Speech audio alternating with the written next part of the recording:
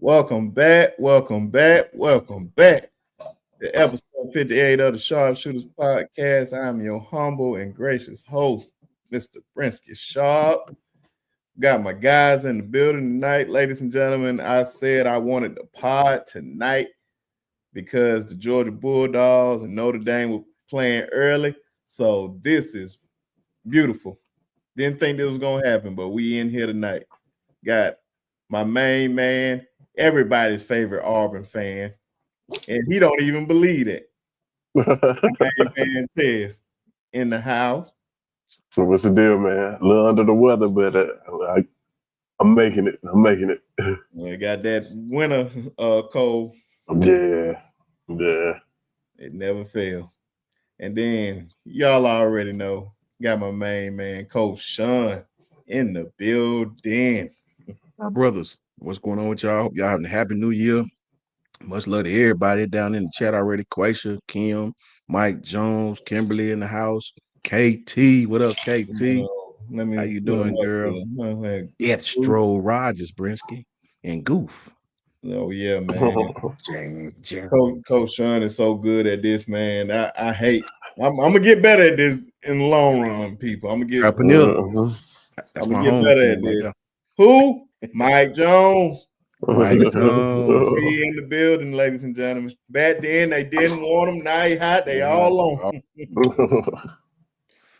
Got Kimberly in the house, always supporting. Thank you for always being in here. KT. Got Jag in the building. Coach Carl, my main Coach man, Carl up in here. Y'all already know what time it is, man. Appreciate everybody coming in. Y'all go ahead, come on in. Got a busy show for you guys tonight. Train Red, what's going on? Randy Wire, what's going on? K Spray. Paul T, what's going on, brother? What's going on with you? Man, appreciate all y'all coming in. Make sure you guys subscribe to the channel, all that good stuff. Sharpshooters Podcast. And make sure y'all go subscribe to Coach Sean's channel. Just my humble opinion. Yes, sir.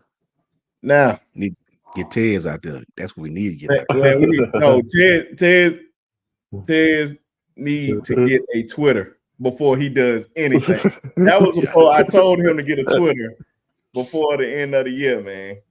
Yeah, I got y'all, man.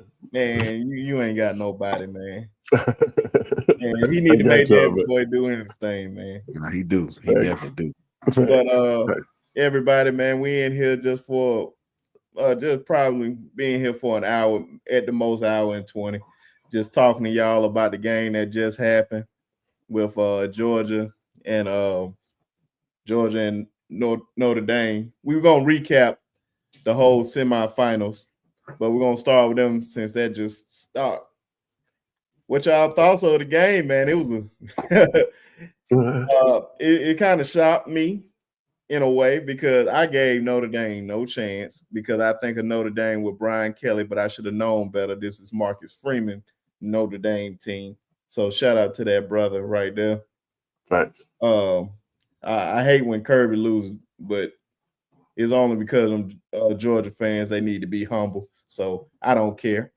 But I love Kirby though. But what's y'all thoughts of the game, man? Go ahead, Ted. Man, we were just kind of talking about it before we hopped on. It came down to, I think, quarterback play. Yeah. Like you said, Carson Beck plays. I think if they don't win, they have a good chance of winning. But when they had to have throws, they just didn't have a quarterback there to do it. They hadn't been able to run the ball. Georgia hadn't been able to run the ball all year. They hadn't leaned on the run all year. It's tough to call that up in a do or die situation when you do need to run the ball last game of the year. Yeah. And to Gunnar Stockton's defense a little bit, we saw the drop passes. I think they led what the league is, the SEC or the country. One of them led drop passes. Yeah. We That just both showed bad, up again, both bad. right? Yeah, facts. Showed up again at a bad time. Like we said, that kickoff return, man, kind of. I'm not gonna say broke their spirits because Kirby kept coaching, but down the stretch of that game, I never thought I'd say it, but Kirby Smart got out coached. Particularly when Notre Dame got the ball with about, I want to say they had about 9 minutes left in the game. Yeah. They put together a drive. They had the punt play where they ran out and came out and got them to drew them off sides. Georgia didn't get the ball back to like under 2 minutes. So that was the game in a nutshell. Because I don't know. Notre Dame defense is a lot better than I anticipated because I didn't watch a lot of Notre Dame football this year. But that pass rush, that I think that may be what was so surprising. What was the most surprising to me about watching this particular game was that pass rush. Those tackles, they could not handle the pass rush whatsoever. Game ended on a sack. I did not see that coming. But yeah, kind of everything we talked about off the pod, man, it was surprising, but if you were watching the game, it wasn't so surprising to see how they were playing. If that makes sense. When you saw the limitations of Gunner Stockton, the offense with Gunner Stockton. I'm not gonna say the limitations of Gunner Stockton. The offense with him behind it.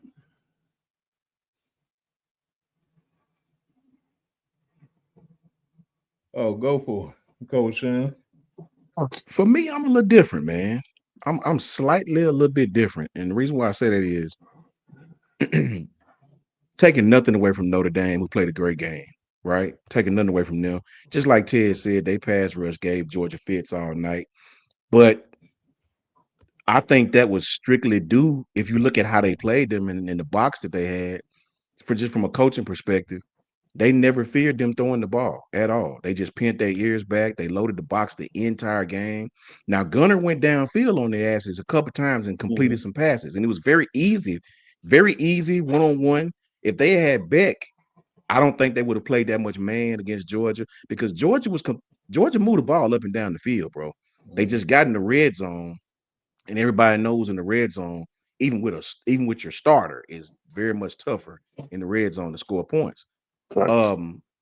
I honestly think Georgia still, like we said, Georgia still had a chance to win the game. Now the kick return killed them. That hurt them bad. That right. But even with Gunner Stockton, who was obviously limited, you saw when they got in the red zone how conservative they were. Like you said, Tez, they hadn't ran the ball well all year long, but they were very conservative in the pass game when they got in the red zone. Everything condensed. They were very conservative, man. Like they didn't try anything, right? You could definitely tell they were afraid to throw the ball over the middle. They looked like us, to be honest, right? Yeah. Very, very conservative throwing the ball. And Notre Dame knew it. You see how close they had their linebackers up. You see how close they had their safeties up. They never feared them throwing the football. So for Georgia to do that well, as limited as they were, I believe if they had Carson Beck, they would have beat that team probably by 14. That's what I believe. I don't think that Notre Dame could have played with them with Carson because if you put Carson in, just the threat of having him, your safeties are going to play deeper. That's going to open up. Georgia's not consistent running the game, but they run it just enough to keep you from loading the box a lot. Just like Coach said, yeah, pressure killed them. But when you're playing with a team that you know for a fact can't hurt you deep, that's how you're supposed to play. Sell out, pin your ears back, come get him every time. Your gap integrity don't have to be that good when you're playing like that because you know you got resources all attacking the line of scrimmage. It was one play, it was 4th and 2 in the third quarter. They didn't move the pocket at all. They just dropped Stockton straight back. They brought 6 people and sacked him, right? It was 4th and 2. Georgia had a penalty. They were going to go for it. They got a penalty. And then they said it was going to punt. Then Notre Dame got a penalty. And then they went back out there and went for it again. And it was 4th and 2. And for some reason, they ran a straight drop back play. That was stupid. They didn't roll the pocket. You know these guys are coming.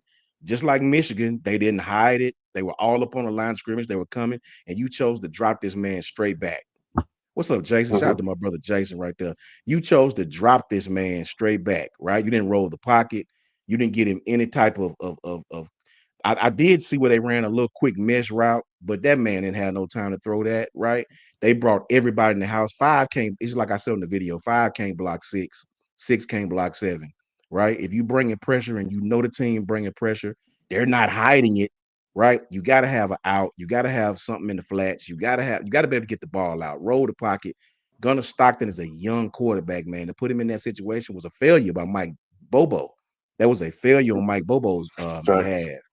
I don't want to hate and take this more from Notre Dame, but man, I'm just not impressed with Notre Dame like that. I'm not, bro. I'm sorry. Georgia is not a running team this year. They're not very successful, and they had some positive runs against this team. Very positive. I will say the pass rush did well, just like Ted said, but it's easy to do that when you can play a 7-man box and bring everybody. You ain't worried about what happened on the back end. We don't even care. We know you're not going to, you're either going to take a shot, right? Or you're going to quarterback keep it, or, you're not going to throw nothing intermediate. We could play zone on you. We could play any coverages against y'all. And I don't just think Penn State going to beat them. I think Penn State going to beat them, man. I say that because I ain't sold on their quarterback. Their quarterback didn't show me nothing against Georgia secondary. He didn't show me anything. They completed what Georgia gave them. Everything underneath. That Penn State pass rush is for real too. Yeah, now Penn State, those I've always said, get after it. Yes, remember me saying to Brisky, Abdul Carter and them boys, they can play. They offense ain't all that, but they defense gonna come play, man. But to wrap it up, man, I honestly believe, call me a hater, I think if they had Carson Beck in the play and to challenge them downfield, I think Georgia would have easily won that football game. I knew, me and my boy Bear talked about this before the game. I knew before the game they was gonna play Gunnar Stockton like that. You don't have to fear him throwing the ball. Make him beat you throwing the pass, right? And that's what Notre Dame did, and they had great success. Yeah, man. I was actually impressed by them because I seen how they pass rush.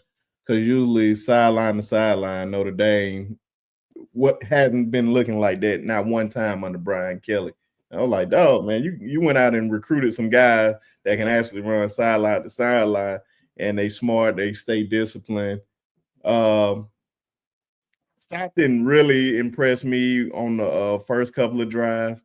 Well, besides the first drive, but the next two he impressed me on until Trevor Etienne fumbled the ball in the end zone. I thought that was a major, major loss by Georgia, because I was like, man, that's going to really mess those guys up.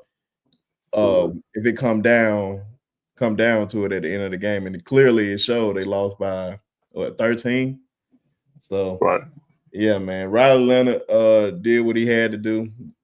I know Coach Sean saying they only gave him he only converted what they gave him. Hey, that's the rule of the game. Don't force it. Just take whatever the defense is giving you, and that's what he did clearly. Especially that little somersault run at the end for the first down. Man, that was cool. But I don't feel bad about Georgia, like I said, because it's some fans that needed to be humbled because they like to take winning for granted. Even our fan base like to take winning for granted. And I felt like we needed to get humbled this year because too many people so used to us winning 12 games, 11 games every year, maybe lose 2. Some folks forgot what losing felt like. Just a little humble pie. Can't relate. Oh yeah, man. Hey, I don't want you to relate either. I want Auburn to fail always. Can't relate. Hey, so let me ask y'all this. What do y'all think about that Kirby's decision at the end of the half to go after points in this situation? It ended up costing them, but I don't mind it. Me personally, I don't either. I I don't didn't mind it at all because they had 2 timeouts, and I think it was just under a minute. I think it was like 55 seconds. Yeah. Like, you got 2 timeouts, you can't take them home with you. Like, Right. move the ball. Right. So it just so happened that he just came off the edge like that. I really blame the left tackle for not holding his block. He just completely beat him on his blind side and knocked it out. Yeah. It ain't like he gave him any type of time to throw the football. Yeah. Right. So yeah, I don't fault him at all. You was gonna say something, Coach? Or my fault. No, you good, brother. Yeah. I don't know, man. I just seen a lot of things in that team. I think Penn State gonna be able to. I think Penn State gonna and Singleton gonna run the hell out the ball on them boys. Mm. I don't think they're gonna be able to drop back. I was not impressed with their pass game. I don't think they're gonna be able to throw the ball like that on Penn State. Penn State is just boring enough, just like Notre Dame. Now I like Notre Dame's running backs, just like I like Penn State's running backs. They're very similar. Decent defense, offense is sort of right. But what I do like about Penn State is Penn State identity. They know who they are, bro. They gonna run the ball. They just not gonna throw for 300. They gonna try to run the ball and pound that rock with Singleton and the other young man. I seen Georgia have some success running the football. In some down and distance favorable conditions. My brother Coach Carr was talking about. I just don't see it, bro. I mean, I saw a team that will take that punt return away, even as one-handed as Georgia was. That was a football game the whole way. The punt return make it look a little worse. You take that touchdown away, that was sort of a fight. You know what I mean? I mean, Georgia's got in the red zone 3-4 times, couldn't come away with no points. I just think Penn State's a better football team. Penn State is a dog on defense. They physical up front. I wasn't impressed with Notre Dame's run defense. Wasn't impressed with their run defense. I wasn't impressed with their intermediate defense at all. I think Penn State gonna eat on them. I promise you, I think Penn State gonna eat on them. But they won the game, and that's what you're here for. I think Marcus Freeman has done an outstanding job considering the academic requirements to get into Notre Dame. It's totally different than a lot of these SEC schools. It's hard to win when you're trying to go after these scholars. You ain't got too many criminals up there. You got to have you some criminals, man. Or you ain't gonna suck.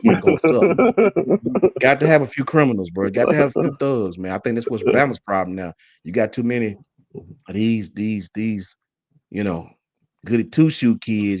You need some some of them kind of kids who elbows is ashy. You know what I'm saying? Ray Rays. Yeah, bro. You do. You need some kids. Yes, you need some kids that's gonna police themselves. But no, I take nothing from Notre Dame, man. They came into Georgia, and any way you want to call it, they beat Georgia. I ain't really here to beat up Georgia too bad because of how bad my team looked. I'm so upset at how we looked. I ain't trying to beat y'all up for nothing. It ain't hurt my feelings y'all lost, like Brinsky said, but shit, you won't hear me saying nothing bad about you. Not after that performance we put up yesterday or the day for yesterday. So, Man, this is though, like, I feel like Georgia had this game coming. I'm not gonna necessarily say, well, because they got a different quarterback now. So you have to put that out there. Right. You have to get them that. They quarterback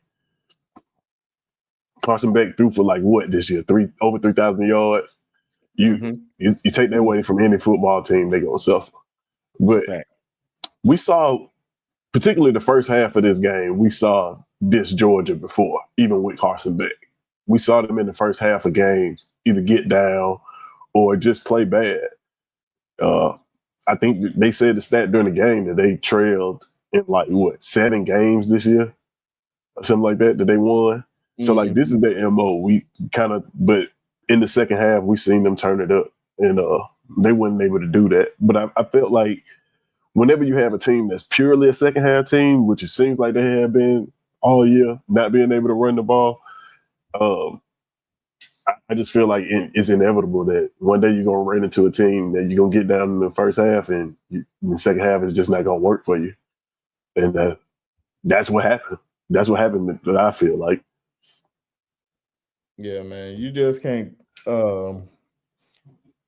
It was a lot of Georgia fans, in my opinion, that was really talking down on Carson Beck, not realizing like how important he was to the team. Like a lot of times they seen him throw these egregious interceptions or whatnot. Now he can have these brain farts, but when he's on, he's on. And Yeah. I felt like it only shows today how important he was to the team because they could have lost against Georgia Tech, and we see how he willed them to the win in that game. And Right. just this stat alone from that's why I kept it up here with Jason saying UGA had 62 rushing yards. When last Right. time can you say that happened? I can't even tell you the last time that happened. And that's just me Yeah. like actually like paying attention to it. That's crazy. Yeah. So man, that's just crazy. And also, man, I gotta shout out my main man Jay on Twitter, man. My dog was saying last week, and I was like, man, George about to run all over these boys and stomp them into the ground and all that, yada yada yada. And but he was like, man, listen here. I believe this if Notre Dame gonna beat anybody this year, I believe it's gonna be this year.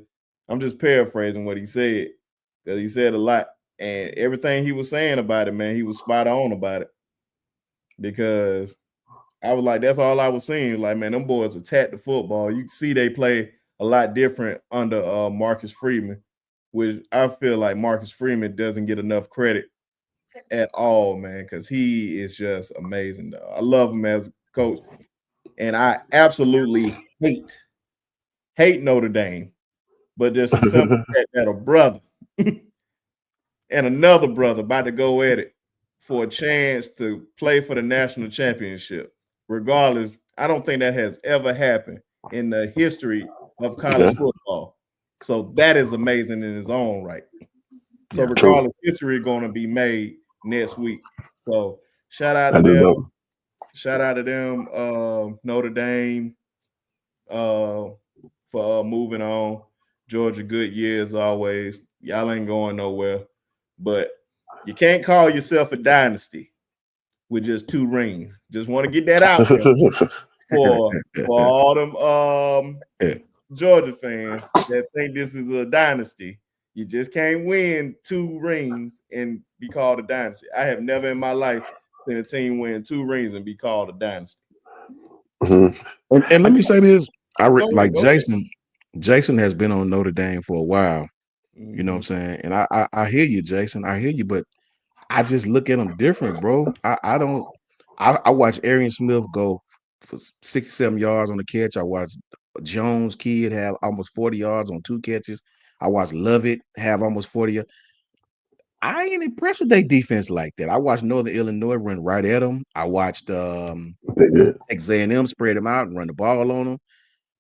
I honestly feel like yes, Penn State is very one-dimensional, but in this day and time with Notre Dame the way they are, I think that one-dimensional will help them in a 24-21, 27-24 type game. Notre Dame grind, that's how they did Ohio State. They pound the ball, they got some great running backs, they play action you to death after they run the ball. I think Notre Dame can have some success. I honestly believe if Carson Beckett played that game, I think they beat Notre Dame.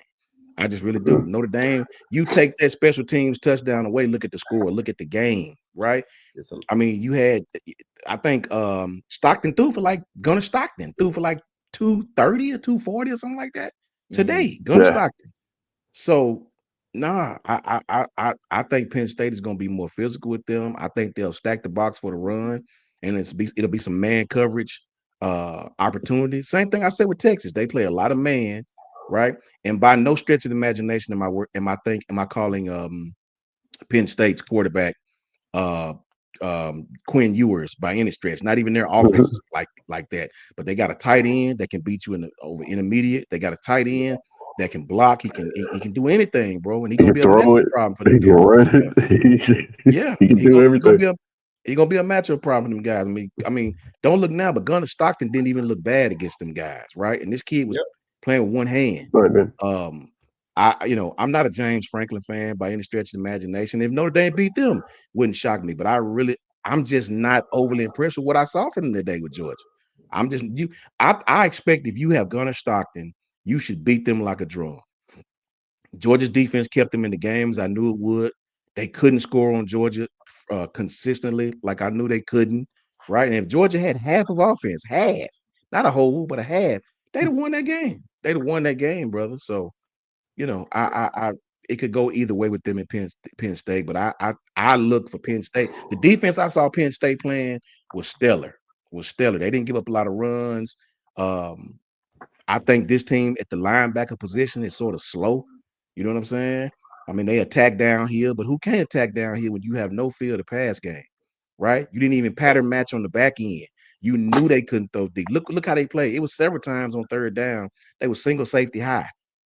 I mean, like, I don't even know who do that anymore in the middle of the field, right?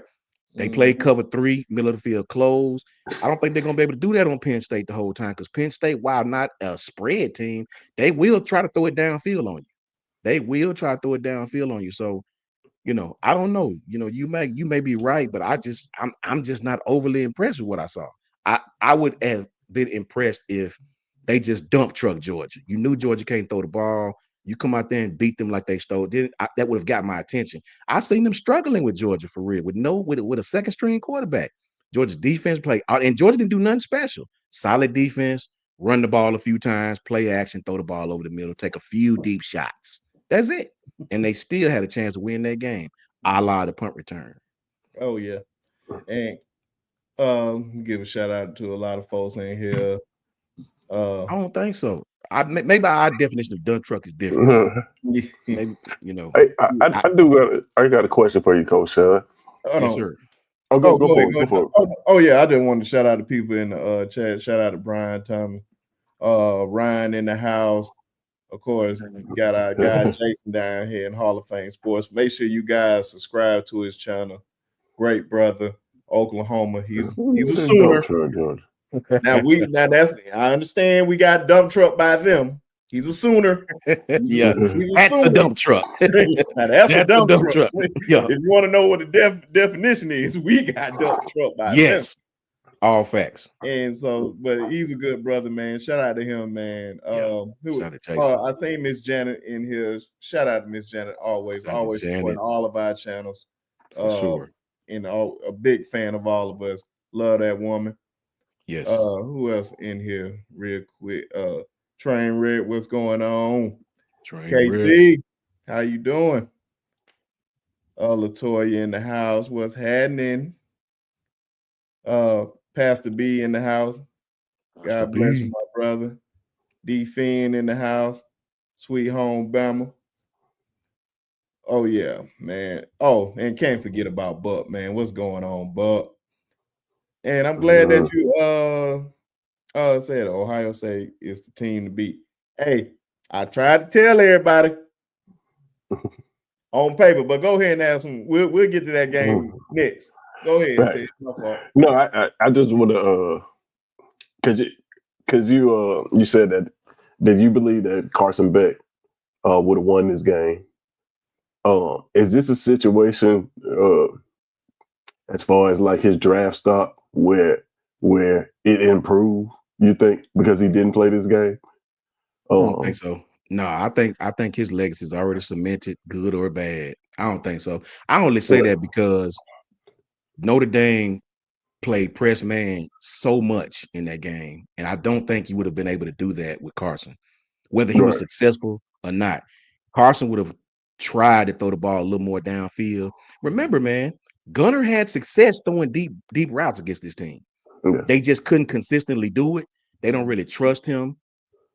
Early down the distance, drop some touchdown. Early down the distance, 1st and 10, they may show press, they'll back off, right? I don't think you would have been able to play them. I don't think they could have been as aggressive as they was with Carson Beck in there because he can make you pay over the middle. He can throw intermediately. He can throw slants, meshes, high lows. He can throw all that stuff that I wouldn't dare trust Gunner Stockton to do. And when you watch them guys and Coach Carl, he can tell you this just as I can. When they were switching when they were switching the same play on defense, but switching between coverage, meaning pattern matching. Notre Dame is a big pattern match defense. They didn't even have to do that against this Georgia team. They didn't even have to do that at all. With Carson Beck out there, you would have been forced to do that, which is going to open up running lanes. That's what I'm saying. If this team was just okay, put it like this. This had been Ohio State playing that Georgia team with the limited resources that Georgia had. I think Ohio State probably would have beat them soundly. Like, I don't think Georgia would have been able to continuously stop them like that, right? Because they would have put a lot of pressure. Like I say, take that punt return away. That ain't no dump truck game. That's not a dump truck game at all. Nah, So nah. I'm just, I mean, they won the game like they were supposed to do, right? And But would you be even more aggressive like how they was? Because you called them plays differently. Because now you only whole fact. down by 6, and Yeah. now you in Yeah. you down there in red zone. Them plays are totally different. I mean, I don't. Totally different. Totally different. I said again, they were so conservative with Gunner Stockton. Remember, man, Georgia got in the red zone in the first half like 2-3 times. In the first half, they got down there, Right. couldn't do nothing, couldn't do nothing. But that's the thing, though, Jason. Georgia hadn't ran the ball all year. Like they hadn't done all. My point is, if Carson Beck had been in the game, they would have taken more. They would have taken what Notre Dame give them. You wouldn't have been able to play single high safety with Carson Beck in there. You know what I mean? I can guarantee you Marcus Freeman wouldn't have done that. You know what I mean? So I guess what I'm saying is the opportunities for big plays would have been more I guess continuous if Carson Beck had played. When they got down in the red zone all those times, I believe Georgia would have scored points because Gunner Stockton was so limited. I mean, they was running quarterback, keeper, you like Alabama. Like they had a little tight end, skinny, and he threw the ball over dude's head, like he threw it on his other shoulder. The damn tight end turned around the other way. Like, no, bro. I'm saying without Carson Beck, especially in the red zone, your deficiencies show big time. Big time. Yeah. I think a lot of people who were down on Carson Beck watched this game and realized how much of the offense that he was.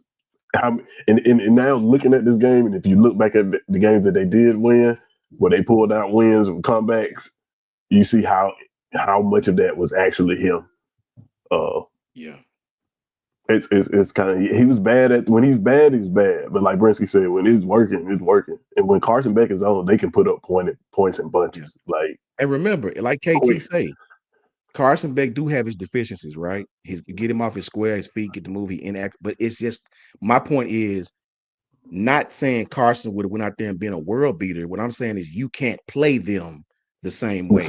But they call the game different. They would have called a different game too. Yeah, that's all I'm saying. You won't be able to commit so many resources to a 7-8-man box if Carson Beck in there. You're not going to put your corners on the island that much against that type of quarterback. Nobody in college football does that. Right. Yeah, man. I think we covered that game good enough. Shout out to Marcus Freeman and them.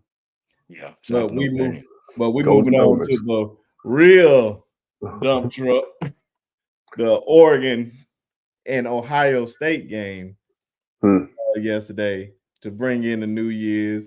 It's a great new year for Ohio State, and it's starting off bad for the Oregon Ducks. They came out looking nice with the chrome helmets, had on the old school green, old school duck on there. Like, boy, them boys clean. Ohio State, Jeremiah Smith talking, said, if you try to guard me one-on-one, he's going to throw it to me. And I said this about Ryan when Ryan was a sophomore, when I seen him going into his sophomore year, and I was just like, bro, this kid is amazing. If he's doing the same thing what I'm seeing him doing in the summer, and he goes into his sophomore year, he's the best wide receiver I've seen in the state since Julio Jones. And not only did he make me look good on that, I appreciate the brother on that, but I was like, one of my cousins down in Miami, he was like, dog, you always talking about Ryan, but it's this kid named Jeremiah Smith down here. Just look at him. And he got Yo Boy comp. And I said, I looked him up and I seen what was his comp. It was Julio Jones. Yeah, that's a fact. And I say every bit that he is that comp all the way. Yeah. This is what Julio Jones would have looked like in college if they threw the ball more. I'll tell you this. The kid actually don't, let me tell you this, and you heard it here first. If you talking about route running, he's not better than Ryan. He don't run his routes is not at all. terrible, No. actually. He run a corner, that thing rounded, you know what I mean? But let me tell you what this kid is dominant.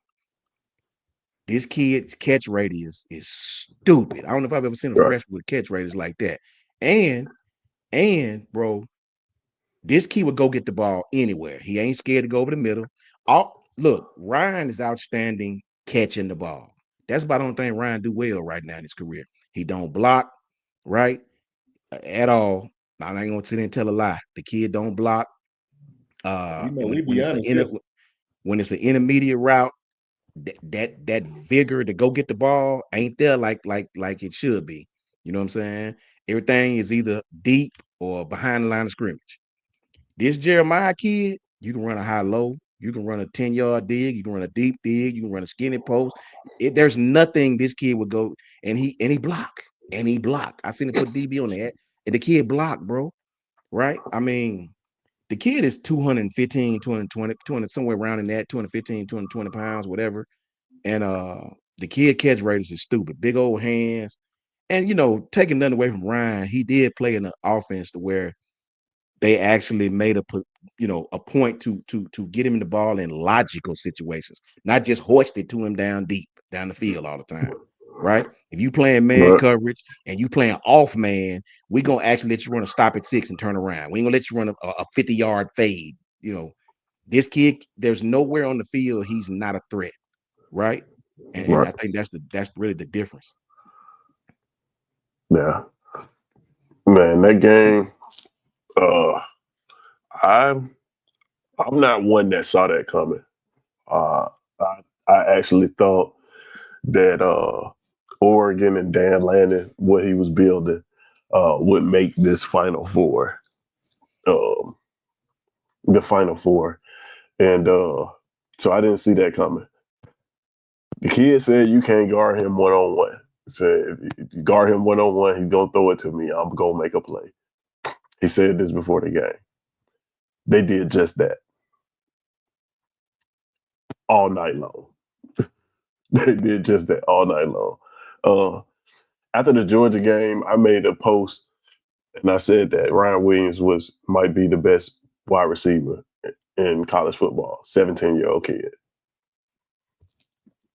I came back and amended that post after a couple games of seeing Jeremiah Smith, and I said that Ryan Williams is the best deep threat in college football. This kid is probably the most complete receiver as a freshman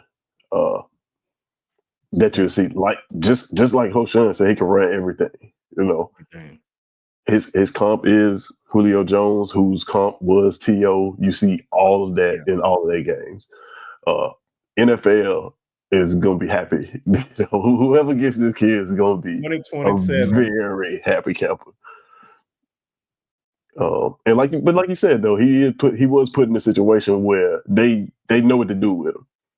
They ain't just all deep routes all the time. Right. They put him on the other side of another stud receiver who is a one-on-one nightmare. It's kind of really like pick your poison. They both got size. They both got catch radius. What's impressive about his catch radius, like Coach Sean said, massive catch radius, but his ability to stay on his feet. Like he can be a big target. He's catching it, and there's not a lot of diving for balls. He's pause, but he's catching it, and he's staying on his feet, and he's making plays after that. His awareness on the sideline is, like a sophomore, junior. It's not freshman like. Yeah, Ohio State's probably the best team in here. I don't think I anticipated all the bye week teams to lose. I'm so glad you said it before me because I was about to. So if I had known that, I probably would have picked Ohio State too. But yeah, all of them lost. So here we are, man. It's interesting. It's interesting. That was an interesting game, though. I'll say the least. I don't think Chip Kelly get enough credit, man. Chip Kelly, facts. He's doing it. He's a logical. Did you see any? Did you see any 3rd and 3s, 3rd and 2s where they was getting 5 wide. No, them dudes was pounding the rock with Henderson and my man from Ole Miss, man. That is the difference in a coordinator who's a veteran and a coordinator that's still trying to find himself, man. Shout out to Chip Kelly for adjusting the system, though. You know, this was not. I tell anybody, the Chip Kelly you see calling plays for Ohio State is not the same Chip Kelly that was at Oregon calling plays. At all. He has evolved as a play caller in the system. Yeah, I'm glad you said that because I remember we were saying this on Nick's show when they was like they thought Chip Kelly offense was overrated because he did it in the Pac-12. Then when he got against like different types of competition, they folded. Well, they did beat Florida State, which was a loaded team with Jameson Winston, and Jalen Ramsey. But I was like, beat the tar off them too. I was like, dog, this offense will go so crazy right now. I kept saying it all year. I said, Will Howard is the only weak link on this team. If he plays good, they should have no problem winning the national championship. And he's in the Chip Kelly offense. If you put what's in it, you put Shador in this offense is unstoppable. Yeah. This is that's all it takes, just one player at that position. Because clearly, man, like I don't think they should have lost to Michigan, but that's a whole nother subject. But Chip Kelly offense with these players, actually 5-star players, showing you how great this man's mind is. I think that's why he took the offensive coordinator job at Ohio State in the first place. Okay. But I go ahead. With are you good, brother? With that Oregon situation, that's why I'm not so sure that a bye week is the best thing. Yeah. Sometimes you can over prepare, like you can prepare too much, man, and it backfire on you. Sometimes it's best to keep playing. Yeah. And you know, I really, really like what Chip Kelly is doing, man. If you watch what Chip Kelly is doing, Chip Kelly is attacking all 53 yards of the field, man. Yeah. He's attacking everywhere. He can attack you with both running backs. I think Ty Hayes called it foundational play calling. This dude ain't out there running high lows on 3rd and 4 in the rain, right? I mean, it's raining so damn hard, the screen looked foggy. Like my screen looked like it's a bunch of smoke, but there was rain.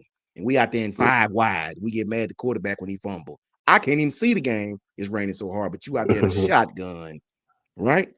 Well, they got numbers in the box. Man, it's raining. Tackles would be missed. Run the football.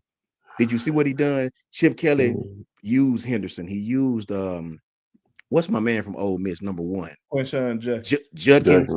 Yeah, he made Dan Lanning start bringing everybody up because them running backs was killing him. And then they're gonna throw the ball all over the yard. And ain't nothing you can do. You got to pick your poison with them.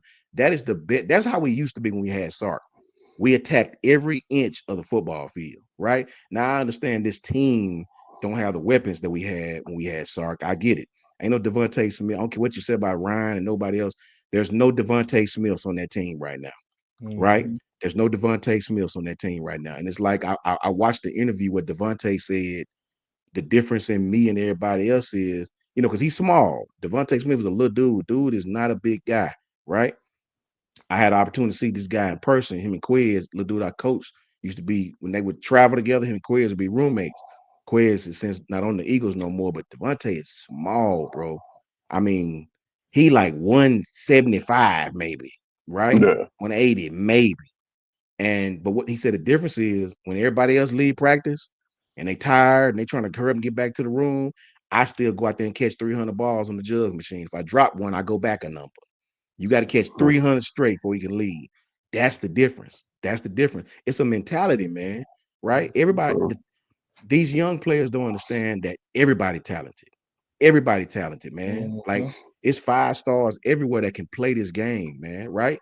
The difference is how well you want to work, how you gonna work, man, right? Devontae had an attitude like you're not gonna outwork me. You're not going to outwork me. These kids making TikTok dances. I get it. That's what they do now. I get it. No problem.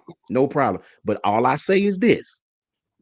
The TikTok dance is cool, right? It's fun, but it ain't no fun when you're getting your ass whooped by everybody. Nobody cares about your TikTok. Nobody cares how well y'all do it together in unison. Nobody cares if you losing. Nobody cares, bro. It's all cool when Yeah. you win it. It's all fun, right? Right. So It's and almost and like and and, just my fault. Go ahead. But go and ahead. it's My fault. unfair to the young kids, but that's the way of the world. That's the way of life. Everybody want to play in the league, right? Everybody want Yep. to go to the NFL. Well, guess what? In the NFL, it ain't no fun when you lose.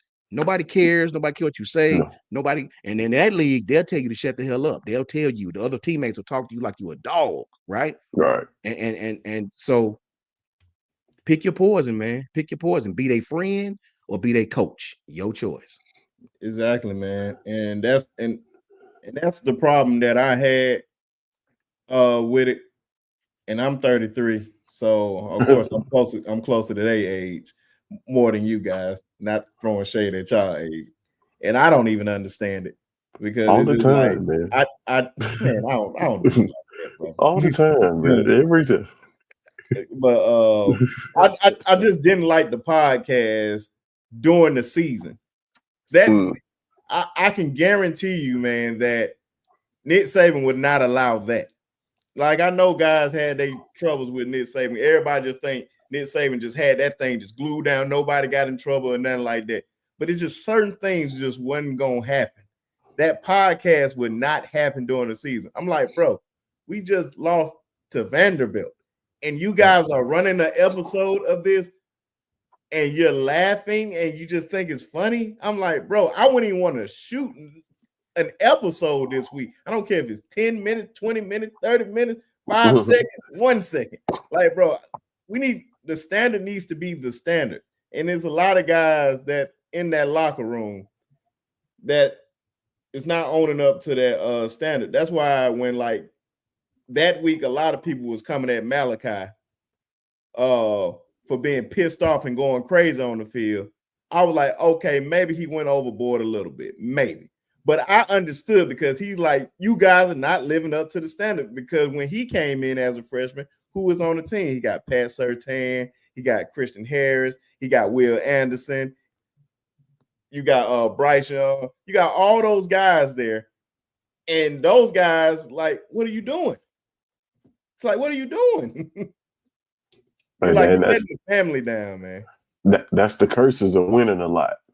You're right. When you win a lot, you get kids that come in there and they think that the uniform is the magic sauce. So I put this uniform on and it's just gonna work out. They don't see the hard work and the discipline that it take to win them championships. They go into it. So that's what happens. They said some of the podcasts was pre-tape. It wasn't No. that much pre-tape. It They were wasn't talking that about much No, man. pre-tape. relevant topics like that week topics. They was talking about stuff, you know. And So, and bro, like I get it, man. You know, Coach Carr can attest to this. I'm around these kids. I get it. This is how they make the NIL money. This is just a new generation. I get it. I would never take that from them. All I'm saying is, please stop comparing yourself to Devontae Smith. That's when I get offended. Stop going public, telling me I'm coming for you, my boy. No, you need to come for that judge machine and learn how to block. That's what you need to do. You need to take all your weaknesses, getting off press coverage against the better teams. I don't give a damn what you do against Mercer. Don't give a damn what you do against Georgia the last seconds of the game. You won the game, great. I need you to be consistent all throughout the season, right? If you say if you say you compare yourself to that one, because that one gonna dominate. That one gonna dominate from the time to kick off to the time to go home. He gonna block. He gonna punt return. He gonna do it all. He ain't gonna complain. He gonna do it all, bro. Right? And I know you say he gonna grow into that. We'll see. I ain't ready to give nobody them flowers yet because I ain't seen no. Just me, and it's just my humble opinion, but don't make me right. I ain't seen nobody on Alabama roster that's even anywhere near good as a Devontae Smith, Ryan Williams included. See, y'all looking at the catches, the big catches. Any receiving college football can catch a deep ball in man coverage.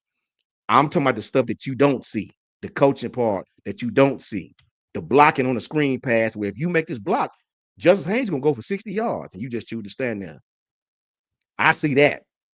I see that. I see the stuff that will get you beat. May not get you beat against Mercer, but it's gonna show in the hell get beat against Tennessee with how they play defense. I see that. See, I don't get enthused with all that them glorious plays, right? The NFL don't either. They want to know what you do bad. They're not going to analyze your highlight tapes. They're going to want to know what you do bad. They're going to be like, why you didn't block on this thing? That's what they're going to do. I got 2 homeboys that scouts right now. They don't give a damn about your big plays. They want to know what you didn't do, and they're going to hold that against you. That's what they do. And Ryan said Nick Saban suggested that podcast. Okay, he probably suggested it, but not during the season. Do you really, honest to God, believe that podcast will be going on while Nick Saban, while it's during the season? That man had a problem with folks not having their shirts tucked in at practice. You really believe that this man was going to have these boys out here doing a podcast during the season? All right, I'm just gonna tell you, like, from the outside looking in, I know we're supposed to be talking about the playoffs, but man, yeah, because we gotta get back on. My fault. I'm just gonna tell you straight up. The moment that this guy was hired and he started making decisions about the culture around y'all program, I got happy because I saw him lax on that discipline. Everybody was laughing at Roll Tide Willie at practice. And I'm looking like, there's no way in the hell they would be filming a YouTube episode with Roll Tide Willie at practice if Nick Saban was there. It's fine. It's cool for social media, but man, this man kept that team like a well-oiled machine. He ran it like an NFL team. It was the closest thing to the Patriots that you're going to find in college football. And man, I'm just telling you, like that's the biggest piece that I see as an Auburn fan. Is like that discipline is not there no more. That part of it is gone. That part of it, that pride, that discipline, that we are going to be the most disciplined team on the field at all times, that seemingly doesn't exist no more. And that's the magic sauce from what I can see. I mean, like you said, it's talent everywhere. All these kids can run fast, jump high. You know, every quarterback that come out, they can throw it 80 yards. But what differentiates is when you can take all that talent and you can get them to play discipline, you can win championships, and you can win championships for a long time. You take away that, it's just another team. I think, yeah, and to give these guys some credit, this is a new day and age in college football. So we can't really compare like the old days, because guys, if you just say make your bed, they want to hit the transfer portal because they feelings hurt. So you sort of kind of got to be lax on it. That's why we're gonna have to talk about the bylaws. That's another episode. That's what I'm saying. That's what I said. The whole episode. Yeah, man, because we'll go down that rabbit hole one of these days. But to close off with the Ohio State and Oregon talk, this was one comment that I say, man. Said, thank God Cam Ward didn't go to Ohio State. I believe in way they'll be undefeated. Now y'all may feel different. I think they'll be undefeated. That depends on Ryan Day. Okay. That depends on Ryan Day. Yeah, I give you that. I think Cam Ward has a disciplinary problem. I think he's a me kid. I think he's playing football, and it's about him. I think that's why he chose the school he chose. It's certain kids that are not going to go play in certain programs because certain programs wouldn't allow them to be, I don't want to use the word selfish, but wouldn't allow them to be all about themselves. And if you go to Ohio State, you're going to have to share the spotlight. I think he made that decision to get himself to the NFL and to be the highest prospect that he could possibly be. And to make money. Hey, man, at the end of the day, that's what it comes down to. It is true. Yeah. But shout out to Ohio State. Oh, my fault. They say, tells you, I don't know none of these kids. I'm just using the little bit of information I have to make an educated guess. Says similar to Caleb Williams. I don't know about that. I don't know, man. But shout out to Ohio State. They did their thing. Oregon. I think Oregon is still on their way because they are getting big time players there, especially in this recruiting cycle on top of the transfer portal and all Hey, that. what about the other side of the ball though? What about Dylan Gabriel, guy that was in New York, right? Mm-hmm. Heisman candidate, looked rather pedestrian against that Ohio State defense. Oregon was not able to move the ball. But they was able to move the ball, but they weren't able to really score points. You got to give a shout out to the Ohio State defense for that performance. Yeah, I was about to say Caleb Downs went out there and played amazing, and that's why it didn't shock me one bit with him going out there balling out the way he did against this team. So it wasn't no surprise, man. But I think the one thing to close out this conversation is what's his name? Devin Sanchez, one of the top recruits in Ohio State class, took a shot at Naeem Offord. Said don't make your decision on shoe deals or whatnot on the sideline. That was a clear shot at him. And he said, you should have stayed home, boy. And listen, let me say this, bro, because it's a lot of new money. It's a lot of new money talking. Listen, bro, here's the thing. Facts. These teams talking, the SEC, the big bro, listen. You screwed the SEC from jump the way you did all this playoff stuff. And you can call it what you want, but I've been in that locker room. You can call it what you want. Some of these kids gave a damn by playing Michigan. Some of them didn't. They just didn't, bro. That's just the bottom line. Even there, some of them just didn't get whatever. I'm ready to move on to the next season. Blah blah blah blah blah. Right? This is the truth. This is the facts. If you think Bama, Georgia, even Texas, Oklahoma may get better, all these teams gonna be ready next year, man. And hopefully this time you won't keep them out the playoffs and make them go travel up north and keep these Big Ten schools in the top 5 and keep Indiana up there and make everybody travel. Cool. You got your year. Enjoy that, brother. Win your championship, whatever you're gonna do. Bro, listen, it's still football. So for the young man to come out and say whatever, bro, I could tell you it's kids getting stuff you wouldn't even believe, bro. I got a cousin going through this recruiting process right now. Nicholas is going through this right now, bro. Now my aunties and them, they all from up north, so they're not looking to come down south. I think they're gonna stay up there in Ohio State and Iowa and Illinois. I think they're gonna stay in that realm. But it's some things being promised to these kids that you wouldn't believe, bro. You wouldn't believe it. Like if I told you, like, what? Land? What? It's ridiculous stuff going on that you wouldn't even believe, man. So for that kid to take a shot at him, shut up. Shut up, man. Respectfully, shut up, because all y'all doing it, and I ain't mad at you for doing it. I'm not mad at you. Get whatever you can get as a player. I'm not upset with you, brother. I'll not take the player side because I've been in that position. I know how this be broke in college, right? I can't even imagine having shoe deals and all this kind of stuff. So do your thing, bro. Do your thing, but don't hate on somebody else, man. Don't pocket watch somebody else because you want them to come to the university, bro. If you knew really what Ohio State was doing behind with that Blocko stuff, just be quiet, bro. Shoe deals, charity cases where you signing checks, it's all the same.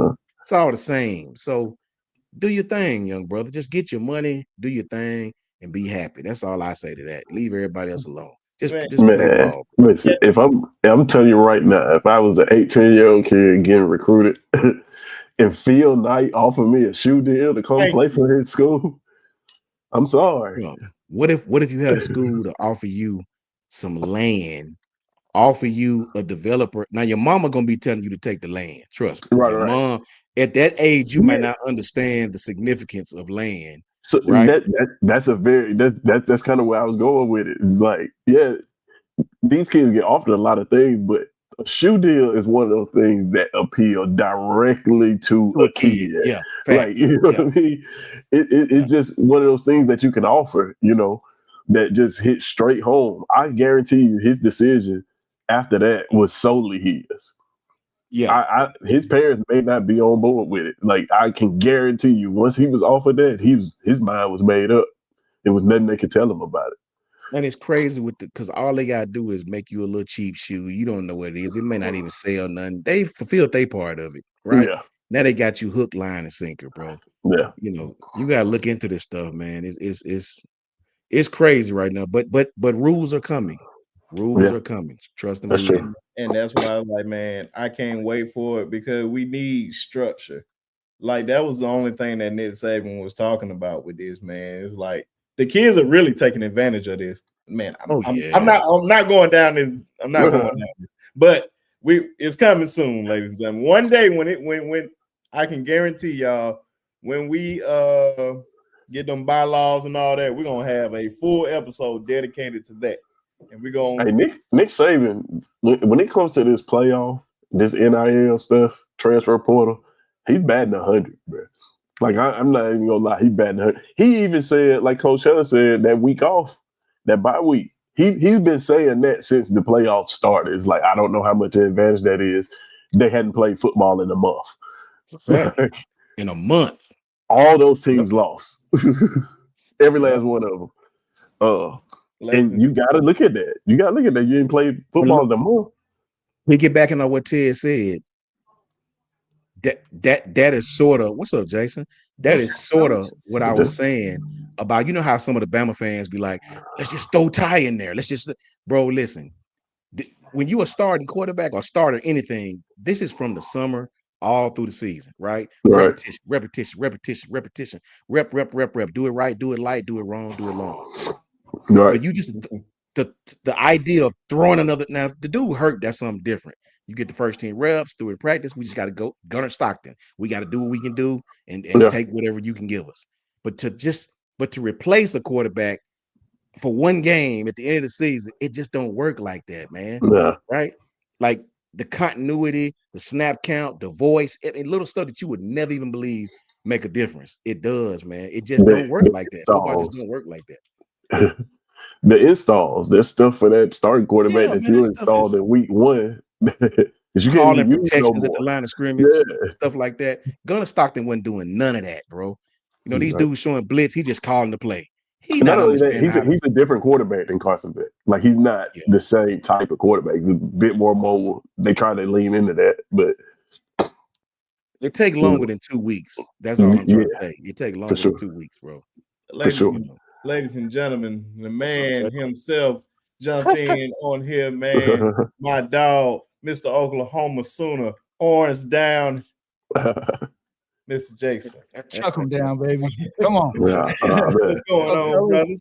What's up? Thanks for having me, man. Not much, man. What's on your mind? What's cracking, Jason?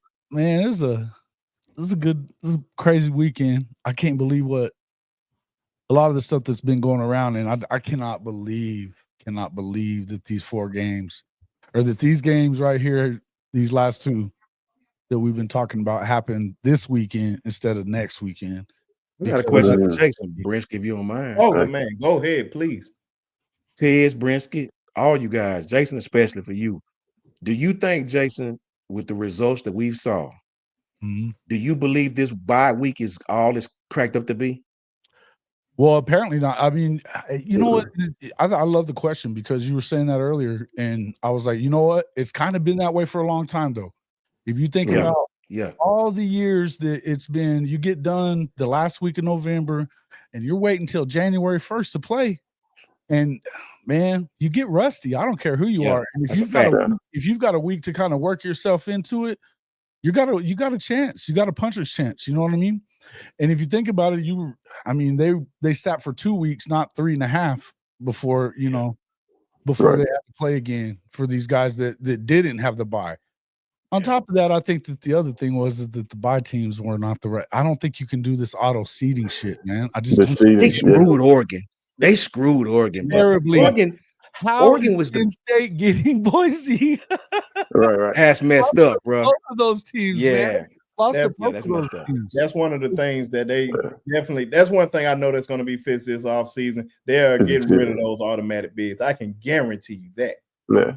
So that's one thing I was thinking about. I was like, well, you got out of all the blowouts, you got Oregon, which is probably the worst one. They're the number one team in the country. You got Tennessee got blown out by the same team. They might have been the second worst blowout. And these are teams that nobody questioned whether they should be in the playoff, right?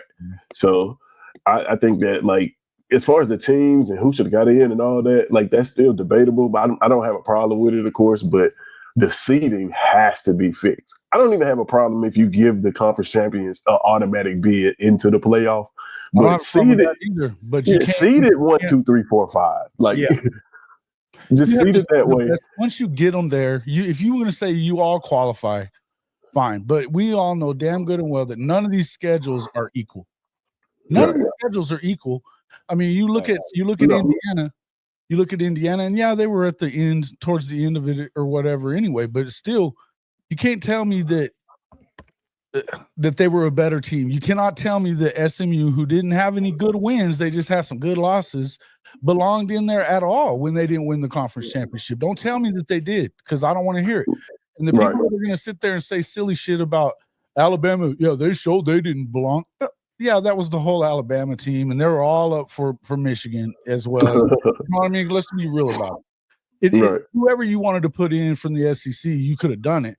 And I think it's easy. It's easy to shit all over the SEC right now. It really is, because they're losing, and now they only got one left, and they're getting their shit beat out of them next weekend, guys. Why am I not surprised by that answer? Why am I not surprised by that answer? But man, yeah, man, it's just crazy, bro, that we even just having these discussions about this. That's what I said, man.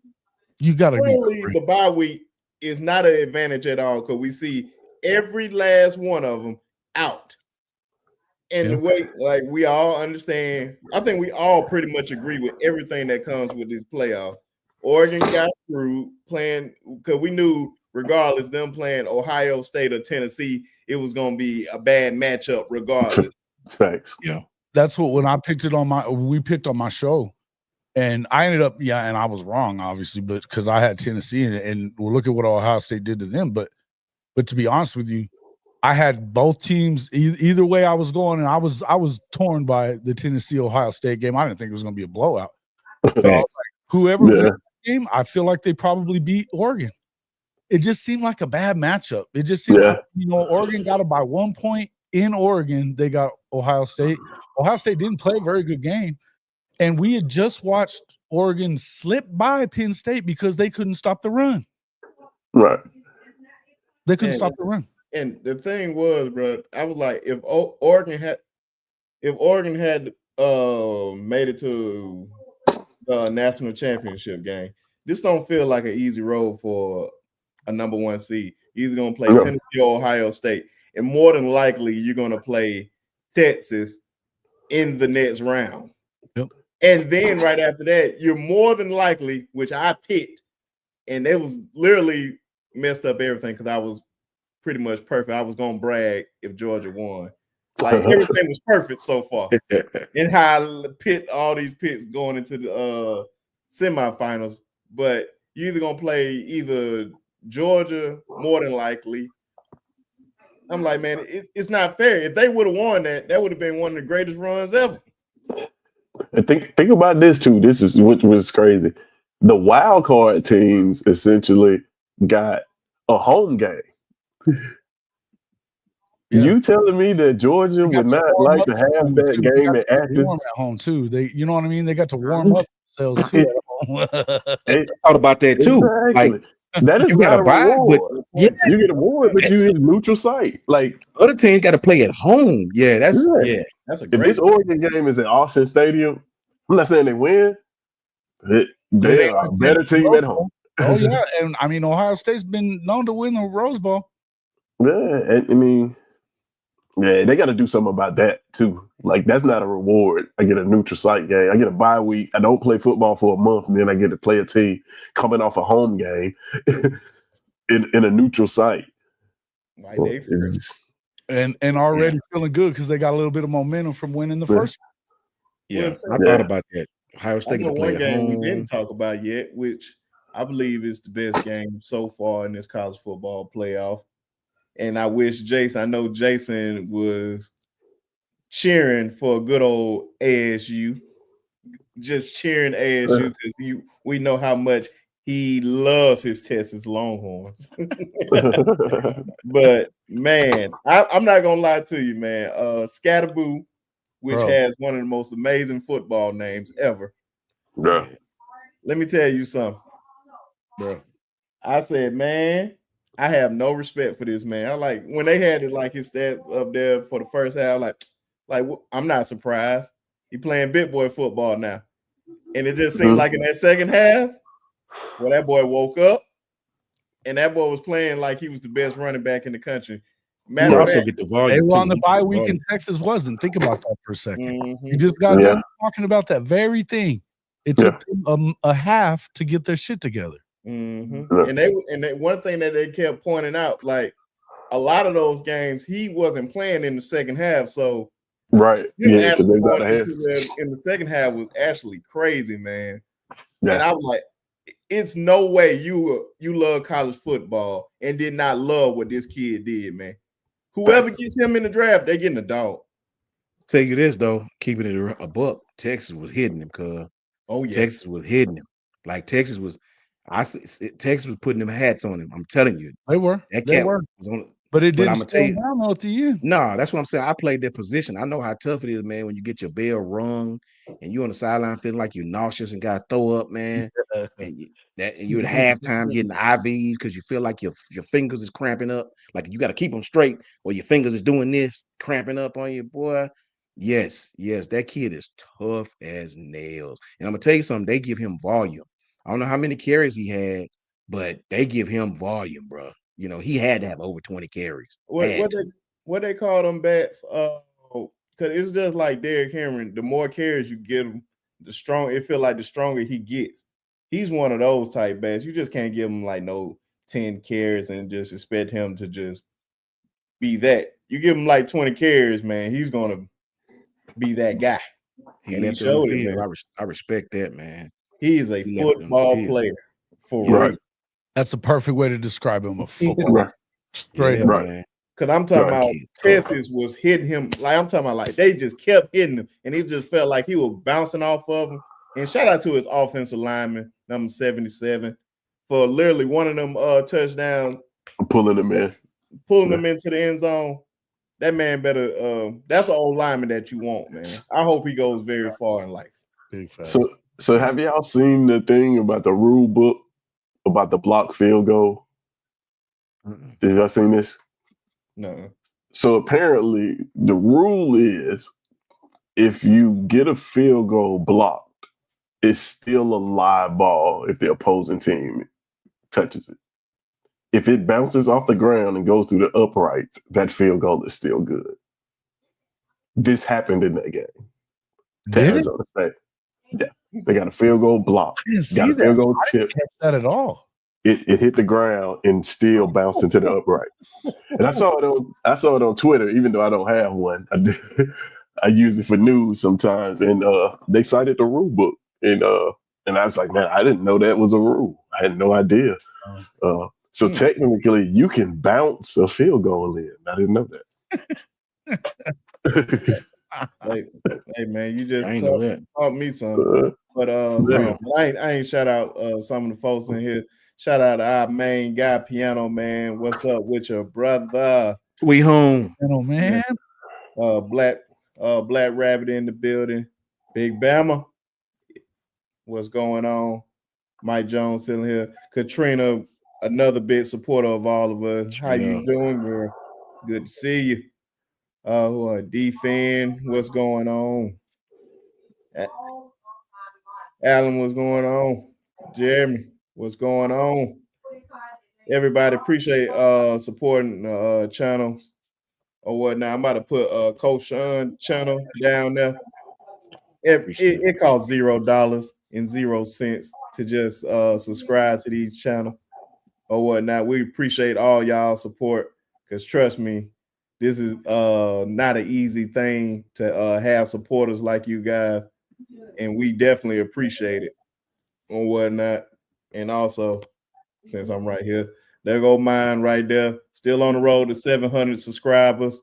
I said the goal by the end of the year is going to be 3,000 plus.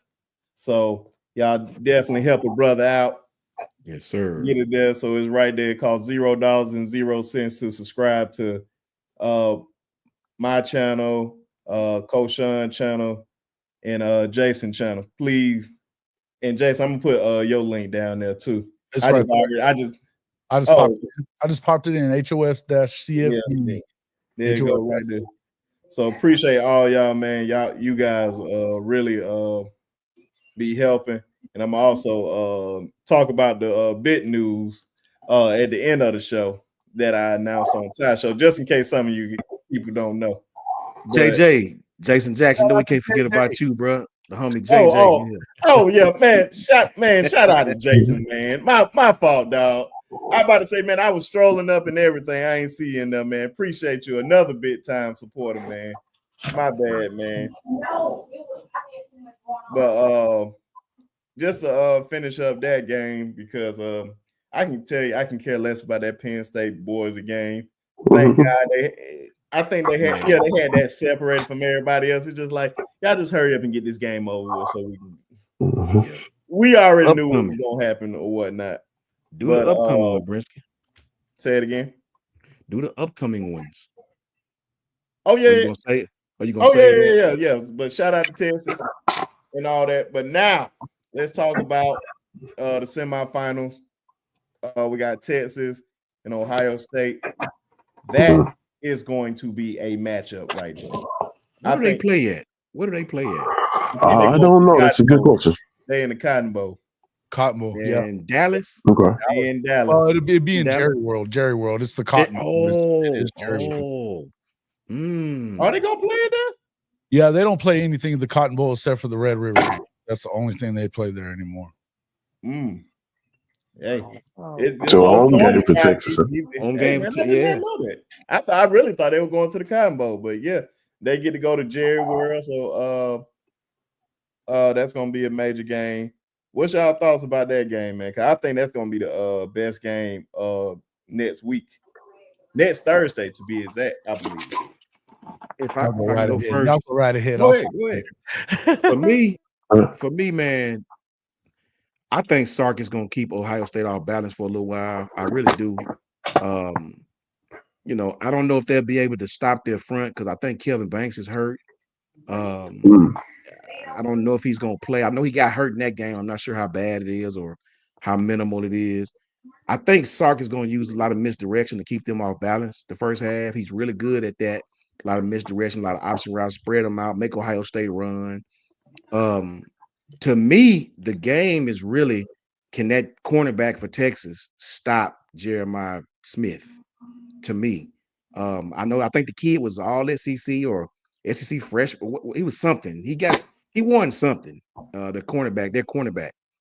He was Jim Thorpe Award winner. Was he Jim Thorpe? Okay, I knew he won something. So to me, what's up, Kingdom Bina? To me, that's the matchup. Ohio State is going to try to get him the ball. Texas, they play a lot of man as well. So that's going to be really, really big. But I will say this, man. I'm not a Texas fan. I seen a lot of stuff they were saying about Alabama, and we ain't never rooted for no conference. That's fine. We don't need you to. We don't care. We got 6 natties. How many you got? But so I do believe Texas has the personnel to make this into a game. I do. I told you guys during the Clemson game, Clemson play a lot of man. I think Sark gonna take his shots against them. I think Ohio State back end is very aggressive against the run. I think they're better against the run than they are against pass when you spread them out. Right? The first game against Oregon, Oregon had some success throwing against them guys. I don't know, man. I just don't know because if the Ohio State team that I've been seeing the last couple of weeks show up, I don't think nobody gonna beat them, right? Because they hitting on all cylinders right now. Texas is a little beat up. I don't like how Texas run the ball right now.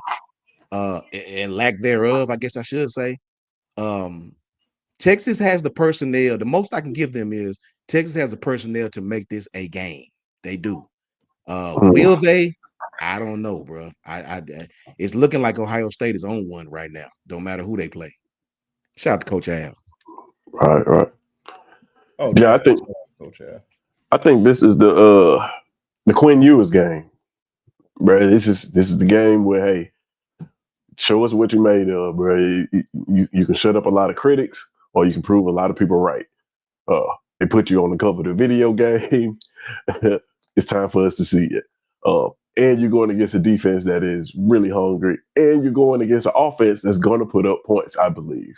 So this is the Quinn Ewers game. Like Coach said, they haven't necessarily been running the ball as well as they have during the season. I think they ran the ball much better, especially early in the season. So I think Quinn Ewers, this is your game to step up, show up, whatever it is you got to do. Of course, we know that they got a backup that they can't wait. They're foaming at the mouth to see this kid take control of this offense. I think it just boils down to that. Simple for me is the quarterback play for Texas. Especially if Ohio State is playing like they play well. Do you think that'll be enough? Even if he play well, do you think that'll be enough to beat Ohio State with the run game waning? I think if he play mistake free, it's enough to keep him in the game. I don't know if that counts as a win. But I don't see a path. So I put it like this: Ohio State can blow the doors off this game. I don't think Texas can do that. Texas has to win a close game. Yeah. So if that kind of answers your question, it's enough to keep him in the game. But I'm not guaranteeing a win there. But if he doesn't play mistake free, Ohio State's gonna blow the doors off this team, especially if they show up like Brinsky said. Will Howard, if he's playing like he's been playing these last two games. Let me say this real quick before Jason get it. Let me add you this. When you look at Tennessee, when you look at who did Ohio State beat? Oregon. What team has Collins and the other freshmen that can put pressure on Will Howard like them two kids can? What's the freshman Collins and the other kid, the sophomore? The kid from last year. He's a sophomore now, but I know Collins is a freshman. One edge. Right. What's the other kid? Oh, you talking about the guy's name, number 0, but I know who you're talking about. Yeah. What team has Ohio State faced that has 2 pass rush edge rushers? Hill. Anthony Hill, yeah. Hill and Collins. Them boys coming, man. They coming. That's true. I will say that. That's true. That Texas defensive line is nasty. They nasty. Just in general. But I mean, the way Chip Kelly's been calling games. Facts. Man, I don't know. If Ohio State has it all together, I don't think it matters much. Facts. That's true. That's true. You can kind of get a home field advantage to Texas a little bit, but we're gonna see. Except that Ohio State travels as well as anybody, though, bro. Oh yeah, Facts. Bro. So, I mean, not to say that Texas isn't going to be full and filling that joint up, and they play well there. But I'm just gonna say this. Just to quote our boy Bubba Dub, and call your team trash. That's what they are, trash. Throw them down. They're getting that ass rolled over. Come on, man. They have escaped 2 kind of mid teams. Escaped them both. That's not what you're gonna get in this one. And you know how Quinn is, man. Old pregame Prozac. He better not forget him because man, come on. Oh man, that's funny. I think anybody that watches your channel or know you, brother, it's not surprise. It's not no surprise of what you're saying right now. Nah, listen, man. I for all out of all bullshit aside and joking and stuff. To hell with Texas, but I will say this. They're good, and I think that the one I guess positive on their side would be is Will Howard going to keep playing like he is? Right. Can they rattle him up enough to get him off his game? Now the thing is, I feel like they're going to find a way to run the football on him because they've got a hell of a two-headed monster at running back. They've been doing well, so I don't think that you can afford to, lighten up that box at all. Because if you do, then they're going to kick your ass that way. So, to me, I think that they can work him into this, but with the way that Jeremiah Smith is, look, I like their secondary a little bit. I think they've been good. They've got a couple guys that have done a great job. But look, I know one thing is they're going to get to him. They're going to get to Quinn because that's what they've been doing. And look at what they did to Dylan Gabriel, and he's been able to beat Quinn and not get as rattled as you've seen Quinn get at times in some of these games. And that's just, we've seen it for all 3 years he's been at Texas, man. Texas fans are telling you now that they're ready for him to leave. Yeah. They're ready for him to leave. They're already talking about the $6 million deal. My question is where is that $6 million deal coming from? Is it coming from Ohio State? Because I think it is. Is it possibly coming from Bama? No. I mean, I feel like he's a better thrower, and if they're gonna, and I don't know, is it coming from Miami? It could be definitely coming from Miami, right? Yeah, it could be coming from Miami for Ole sure. Miss. So, but Ole Miss is another one. Absolutely, why not? Yeah, I think they like their quarterback. I like their backup quarterback already. Yeah, I think they're ready for him too. But that doesn't. I mean, look, I think there's a couple of different places you could see him going. But I would just tell you this: I would tell you that Ohio State wins this game, and I think it would take the best game you could possibly get out of Quinn Ewers, exactly, a lot of them, to even be in this game.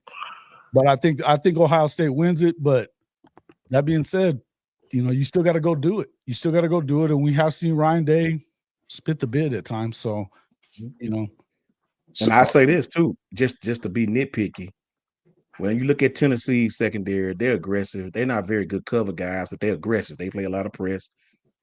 I think Andrew Makuba and Malik Muhammad are better than anything Oregon got back there or anything Tennessee had back there. I think them two on the back end. For definitely sure. On that back end. Yeah, I do. And they haven't gone up against anything like what they're going to see other than Georgia, and it didn't. Yeah, of course. I don't think all season long they played anybody that can stress them like Ohio State can. That was what I was about to say. Have you seen? Has anybody seen a performance this year from Texas that would win this game? That you think would win this game? Because you just haven't. Not Ohio State. Texas drew one of the easiest SEC schedules. This year. I would venture to believe if they played a different schedule, if they had Bama's schedule or any of these other teams, that they probably wouldn't even be in this position to be playing this game. Yeah. They play Bama, Georgia, Tennessee, Ole Miss. Georgia, nobody. They played Georgia, but here's the thing. I mean, my bad. I know they played Georgia, but they lost both of them. Oklahoma played Tennessee. They played Vandy. Oklahoma played South Carolina. They're playing Florida. Oklahoma played Bama. They're playing Auburn. No, we played Bama and Auburn. Oklahoma played Ole Miss. They played Mississippi State. They played Arkansas. Oklahoma played Mizzou. I mean, it was just all of it. The whole thing. It's the weirdest. And that Arizona State game was physical. You know what the hell I think happened in that scheduling room? Sheesh. We clearly gave them an unreal advantage. It's almost unreal, right? Unbelievable. And it's like, it's the whole thing. Hey, same thing that I would say about that damn non-targeting call yesterday.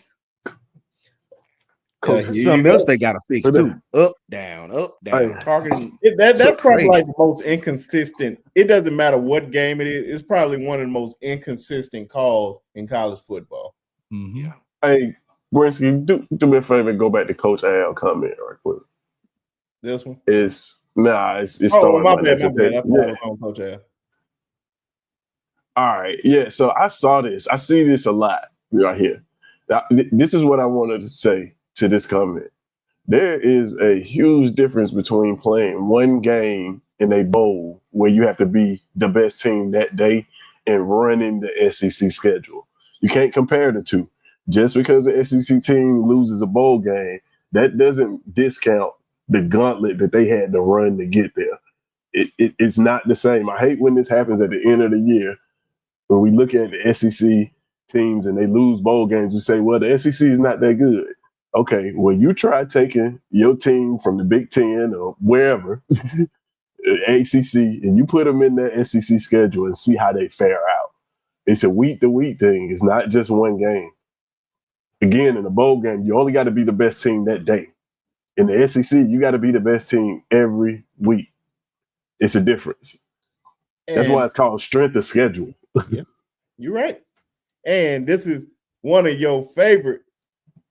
I think Coach Al is one of your favorites, man. He loves you, man, by the way. He loves you. Yeah? He actually be asking about you every time. Oh, yeah, Coach Al. Yeah, Coach Al absolutely loves you, man. You are one of his favorites. And I think he's just being funny. If I know Coach Al. Yeah, he just being funny. Okay. Yeah. No, but I see that a lot, though. You know, a lot of people saying that now. Coach Al, no. Oh, he definitely knows. Yeah. I'll say this, man. I'll say this, and Jason has a point with Oklahoma's schedule, bro. Like it wasn't even. They didn't even try to balance it out. They didn't even try to balance it out, bro. You know, they clearly 2 years in a row too. That's the thing about it, 2 years in a row. This next year, the last 7, it's just Texas. And is Texas is easy this year too? Yeah, it just flips, right? Same schedule. Everybody just flips. It just flips home and away. That's it. Yeah. So we get to go to Bama next year. We get to go to Neyland next year. Yeah. You know, now in 2026, you'll get a different set of teams. LSU was also on that schedule. You know what I mean? Crazy, bro. I just want to let you know this before we move on. We're gonna beat that ass when you come to T-Town. We owe y'all one. Hey man, you should have done it this year too, man. This is your chance. Hey, it's a new year. This is 2025. That's in 2024. We looking forward too, bro. We looking forward, brother. We looking forward. Hey man, I you know damn well I wasn't pumping my chest that week. Because you were like, don't listen to him. Don't listen to him. I definitely was like, don't listen to Jason. Oh, and we kept and you kept saying, oh, we just hoping that we can just be in the game and all that. Not one Alabama fan fell for that. Hundreds in offense, bro. Oklahoma team in the hundreds in offense, missing their top 6 receivers. Quarterback that's scared to death to throw the ball more than 5 yards down the field. It didn't look right. Brent Venables a week off, and we weren't playing well. Brent Venables did exactly what I said you had to do to stay in the game. It was to take the running game away from Milroe. You had to do that because if you didn't, he would kill you with the pass. If you take away his ability to run and win with his feet, then he's going to struggle. But because then you make him beat you with his arm, and they were in his grill all day. But that was man. I didn't expect that. It was a great game plan. And guess what? Y'all got a bye right before y'all play us again this year. Good. Sheesh. I don't like that. Let me tell you something, bro. I don't want to hear about it. Whenever this is the schedule we're playing, go look at it with that whole damn man, just back to back to back to back. I don't even want to talk about the Oklahoma Auburn game. Can we move on? Can we not move on? Alabama State champs, baby. I'll tell you this season, look, especially with Auburn and Oklahoma, this season really shows you that college football, really any football, but especially college, boy, you need that one spot, man. If you don't have that one spot solidified, I don't care what kind of defense, kind of offense. If you ain't got that QB spot locked, man, it's just. Well, and they were playing the wrong cat, man. They should have been playing. Oklahoma should have been playing Michael Hawkins all season. Oh, he killed him. Just let him go. Yeah, just let him start, I guess. Yeah.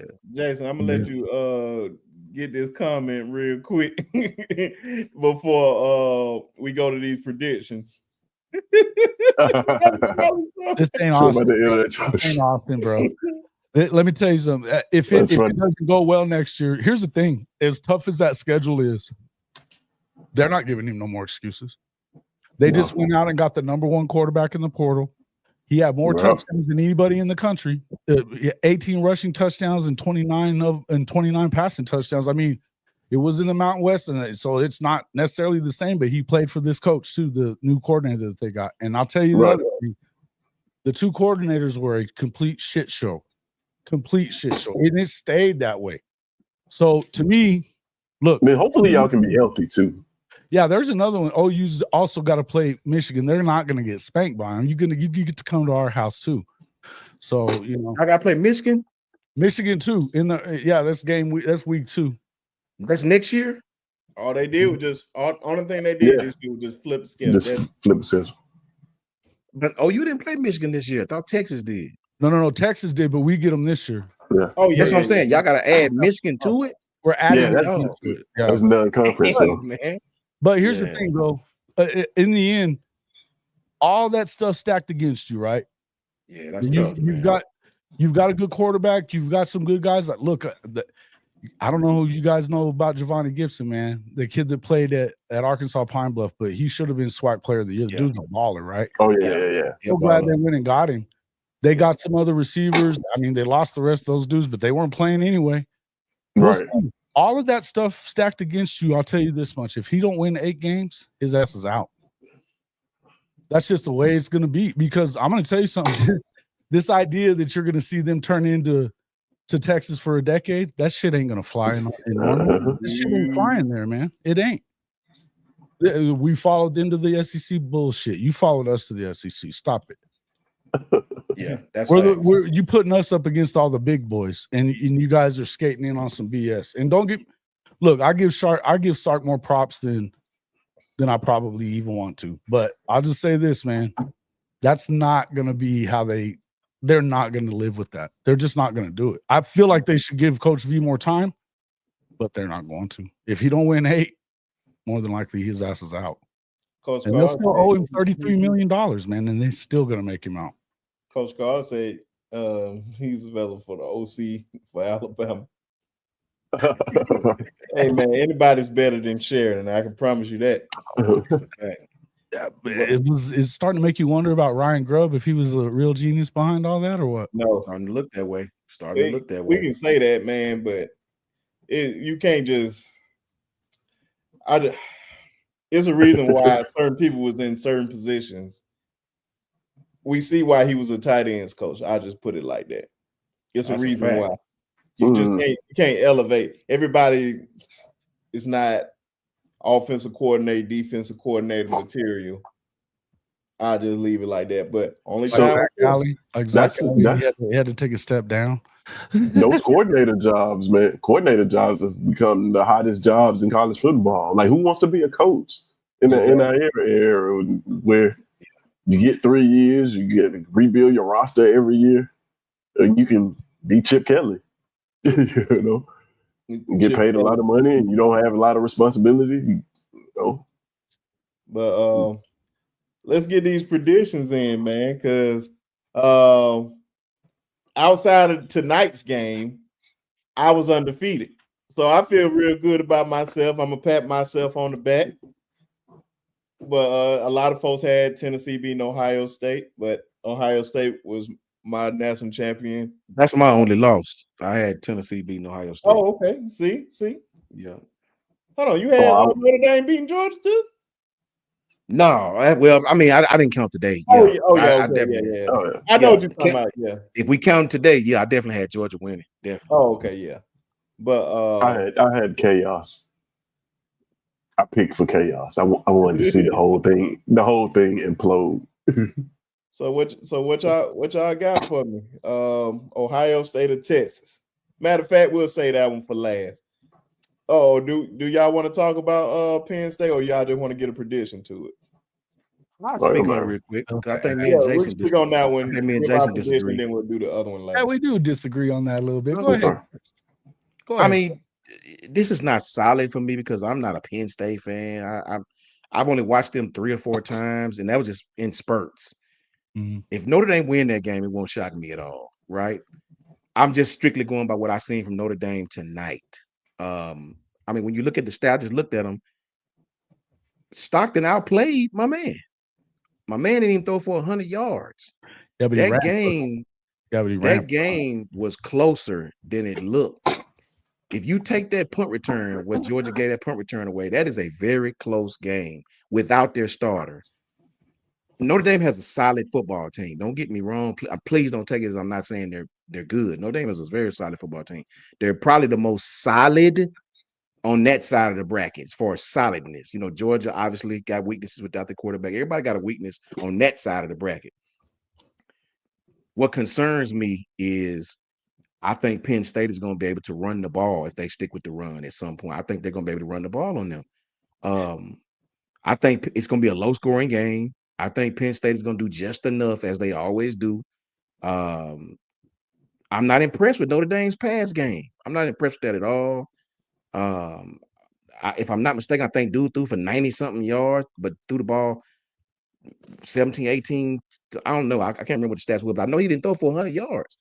I believe Penn State's defense in the front seven right now is just as good as Georgia's. I don't think Penn State's back end outside of two guys is really that good.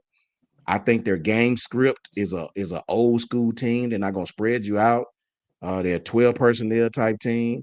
I think Penn State may beat this team. I think Penn State going to beat them. I mean, it won't shock me if Notre Dame beat them. I mean, that's one of them games you just close your eyes, flip a damn coin. I'm just not overly impressed with what I seen tonight against Georgia. Right? I'm just not. I picked Penn State to win. Here's what I would say to that though, and I mean, because you guys were all talking about that you're going to get bullied up in the front seven. But hold on, Jason, you got to put that into perspective. Oh, y'all guys. but wait before you say that. Wait before you say that. Okay.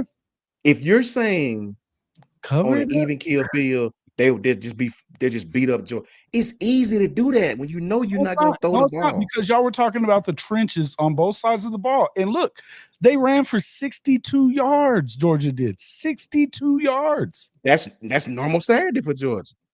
It is. They don't run the ball very well. You can't.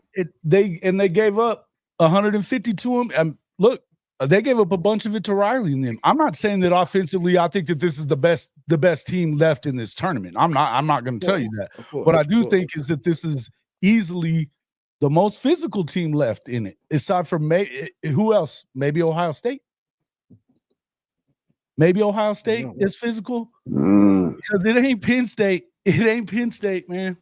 It's not it. And the thing about Penn State is so you think do you think Notre Dame's defense is better than Penn State's defense? Yes. Yes. I'd like to see where nobody runs on them. Nobody runs on them. Coach. Same thing. I don't think so. Nobody runs on these cats. Who run on Penn State? Who run on Penn State? Look it up. Ohio State and I'll tell you, listen, I'm giving you this part. I've told you, I said this earlier though. Oregon definitely almost lost that game to Penn State because they couldn't stop the run. Notre Dame doesn't do anything but stop, but they're playing great defense. They have been playing great defense. They're the best. I watched Texas A&M spread them out and run up and down the field. They just lost at the end of the game on a humbug. A&M didn't do shit on them. They didn't move.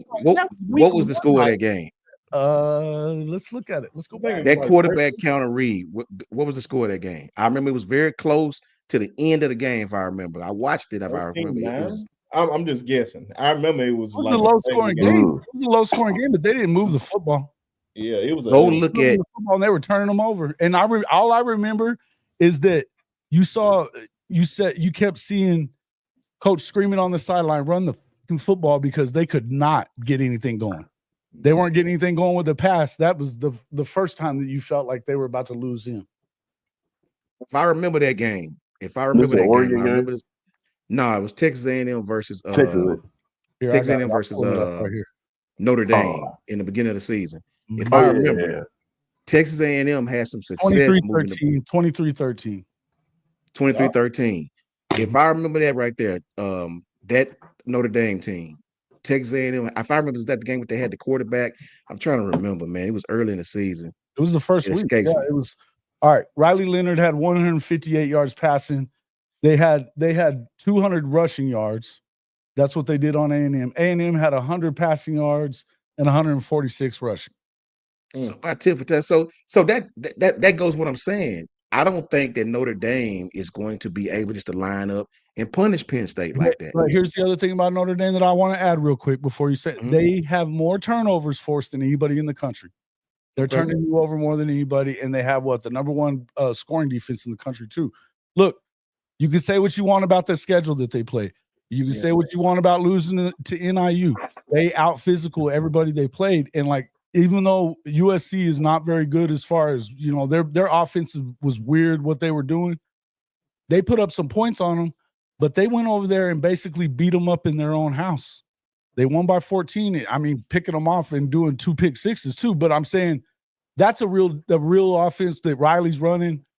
And they were a much better football team at the end of the year than they had been.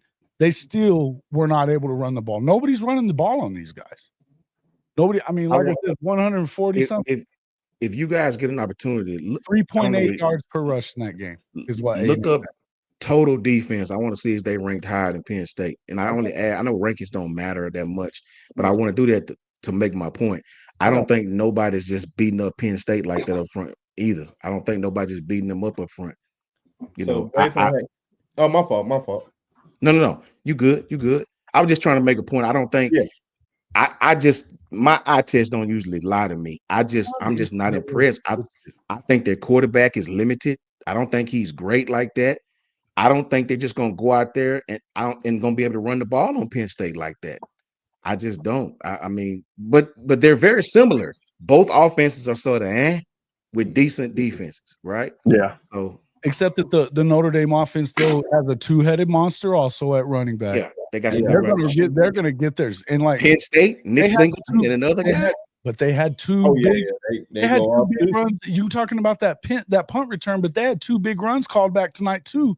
And they already had 150 yards, and they had 2 45, 50-yard runs that they pulled back off. But it wasn't that close, Coach. It truly was though, Jason. It truly. Can you lean on that? Can you lean on that, Jason? If your run game ain't working, you're gonna pick up that quarterback to beat you. That's what they do well. So what you pick that quarterback to beat you? So you saying they've got 2 really good running backs? They've got Jeremiah Love, and then that second kid too. Yeah. As does Penn State. Nick Singleton and another kid. They pound that rock. 12 personnel. They coming downhill. They coming downhill. Squeezing the game. Okay.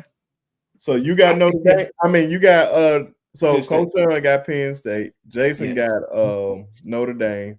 Tez, who you got? Oh man. This is a tough one actually, because I didn't foresee this matchup.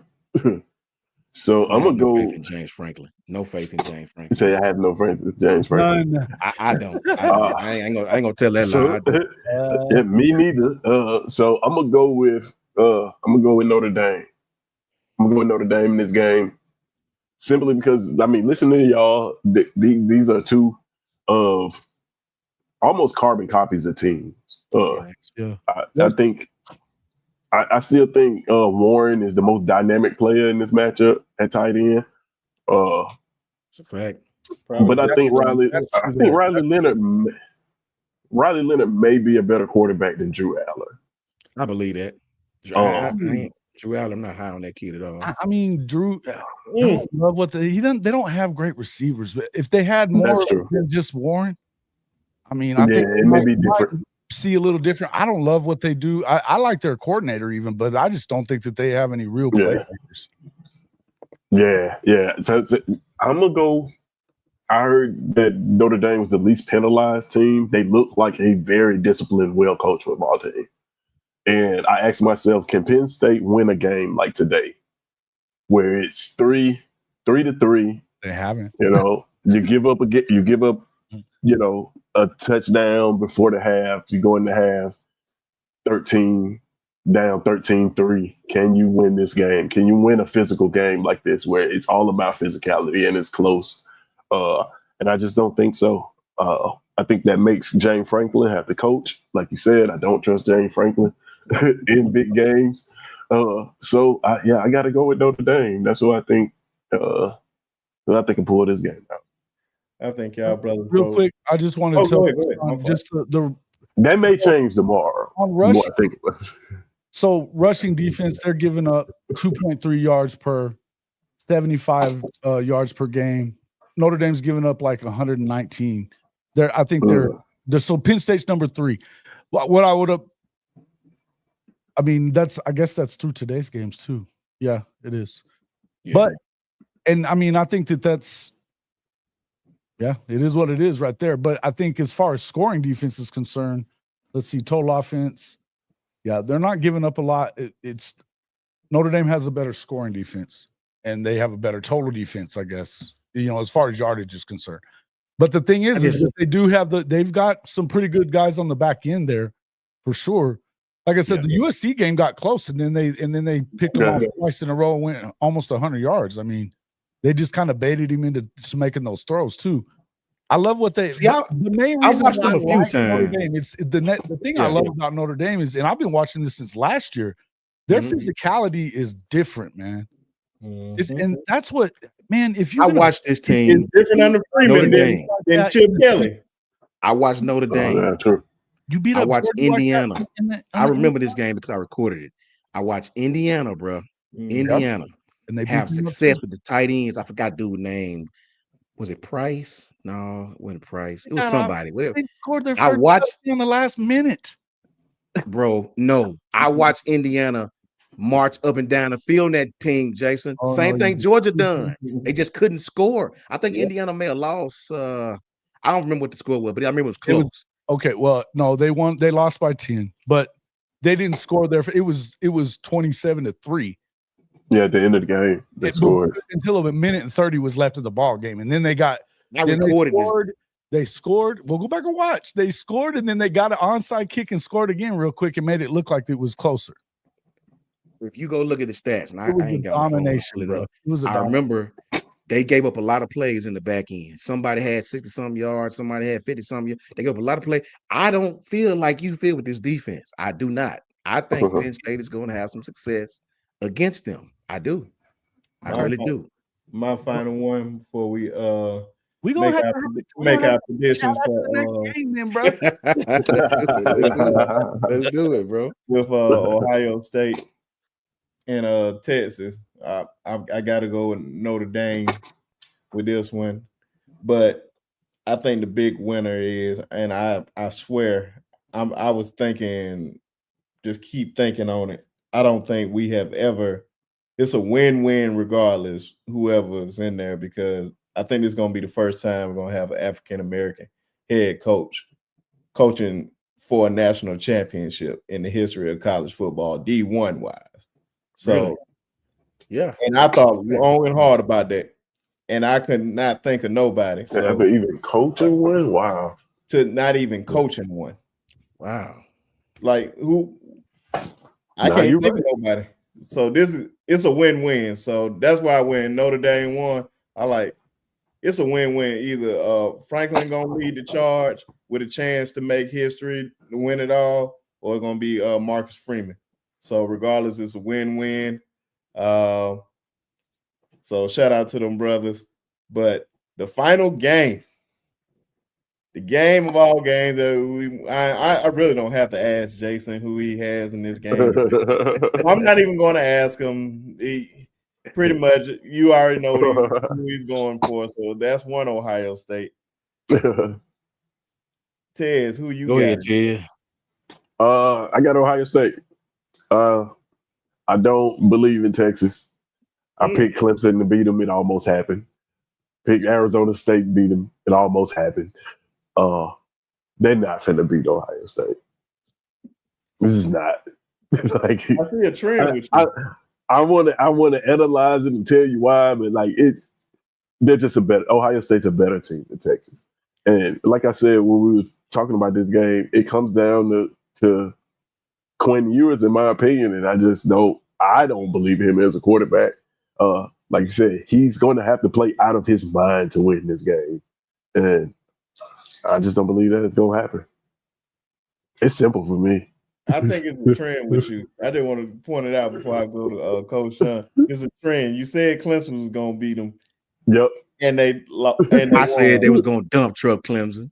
And then you Yes, I said did. Arizona State was gonna beat them. Yep. And they won. And now you're saying That's Ohio true, State though. gonna beat them. Come on now. You know Yeah. they got screwed in that game. Hey man, hey. If Texas find a way, what y'all feel like you're not giving Texas a lot of credit? No, I mean I can give them credit. I will give them credit. And I will say, which I don't feel like a lot of folks are giving Quinn Ewers a lot of credit, which I feel like he definitely deserves. In those 2 overtimes, those 2 touchdown passes were spot on the money, and that's what a lot of folks expected out of him in the first place. But it was against a team that people argue that shouldn't even be in the playoff. That's cool, but 4th and 13 is still 4th and 13 in overtime. You drop this, it's ball game. That's against anybody, man. I don't care. But Coach Sean, who you got in this game? Let me say this, bro. The truth is in the details, man. Here's the thing, bro. All y'all, everybody patting Ohio State on the back. They getting a lot of love around here. Lowly old Texas, boy. They lucky to even be in the game, bro. Right? Mm-hmm. I'm gonna say this, man. If you give me the Ohio State team that I've seen the last 2 times I've seen them play, I don't think nobody's beating them. But I saw Ohio State play Nebraska and get whipped up front. And you can't tell me that because I watched that whole game. They got whipped up front. I think they got whipped up front by Nebraska. They got whipped up front by Michigan. You know what I'm saying? And I watched them games. So you know, it can happen. Don't get it wrong. It can definitely happen. I watched Penn State have success against Ohio State and lost 20-13. Right? And where's Texas strong front up on the defense? In that front. And all it takes is this, bro. And remember, I'm not a Texas fan. I'm not an Ohio State fan. I'm looking at it from strictly a coaching perspective. When I watch Ohio State, the teams that has had success with them got after Will Howard's ass. And Will Howard didn't play well. Penn State got after him. Nebraska got after him pretty good. Michigan got after him really good. Now, he's played well. He has great protection these last couple of weeks. And if Ohio State stay hot like they are right now, I'm on record, nobody's going to beat them. But that's just the thing, brother. Can you string together another one? Sark is going to be prepared for this team. You know, you're not going to be able to be so aggressive. Sark runs a lot of misdirection, a lot of option routes, a lot of RPO option route type things. So that aggressiveness can work against you going against Sark. When you look at Tennessee is a drop back team. Tennessee's a run the ball team, physicality on physicality, and they lost. Oregon spread you out, but they look rusty as hell from the get up. They look terrible, right? Texas has been playing. I'll say this, man. Since y'all picking Ohio State, I'm gonna pick Texas to beat them. You are trash. I'm gonna pick Texas to beat them. I picked Texas against Clemson. All I heard Clemson going, Clemson. I said Clemson play man. I'm speaking strictly from a coaching perspective. Don't like neither team. Clemson play man. Texas is gonna beat them. Texas is gonna take their shots, and that's exactly what happened. Arizona State's gonna come in and play well. They're gonna pound the ball. Texas is gonna find a way to win that game because they don't have enough weapons to beat Texas. I don't care how bad Texas play, and they did. I don't know if Ohio State play well like they've been playing, we all know they can win this game. It's not a secret. Can they though? I don't favor Will Howard. Listen, I gotta look. If I don't favor Will. Screw this thing up. If there's anybody, I don't favor Will Howard. Will Howard, y'all do. That's true. Now that's true. I mean, true. That's kind of what I'm saying. True. Right now, if they win it, of course, it won't shock me. But I'm gonna say Howard this: beat him at K-State last year and had. And Jason, I swear to God, I was just about to bring that up. Yeah. He messed up one of my everybody parlays. patting them on the back. Greatest team ever. But here's the thing, though. Look, Ohio State's a damn sight better than K-State was. Of course, I give you that. But we gonna see. I don't care, Jason. That team was at the 2-yard line, and Will Howard found a way to mess that game up. I haven't realized all the times that Sark has blown games like this, right? Humbleness is right around the corner. Trust me, every weekend, isn't it? Ain't nobody beat this team. All right. No, listen. No, I think you're I'm not saying absolutely right. nobody can beat them. If Ohio State plays like they played the last 2 weekends, True. then you're not beating. If they don't, yeah, you could lose. But the truth is, I think that it's going to take an awful lot. I mean, you're talking about Will Howard. We're talking about Ryan Day.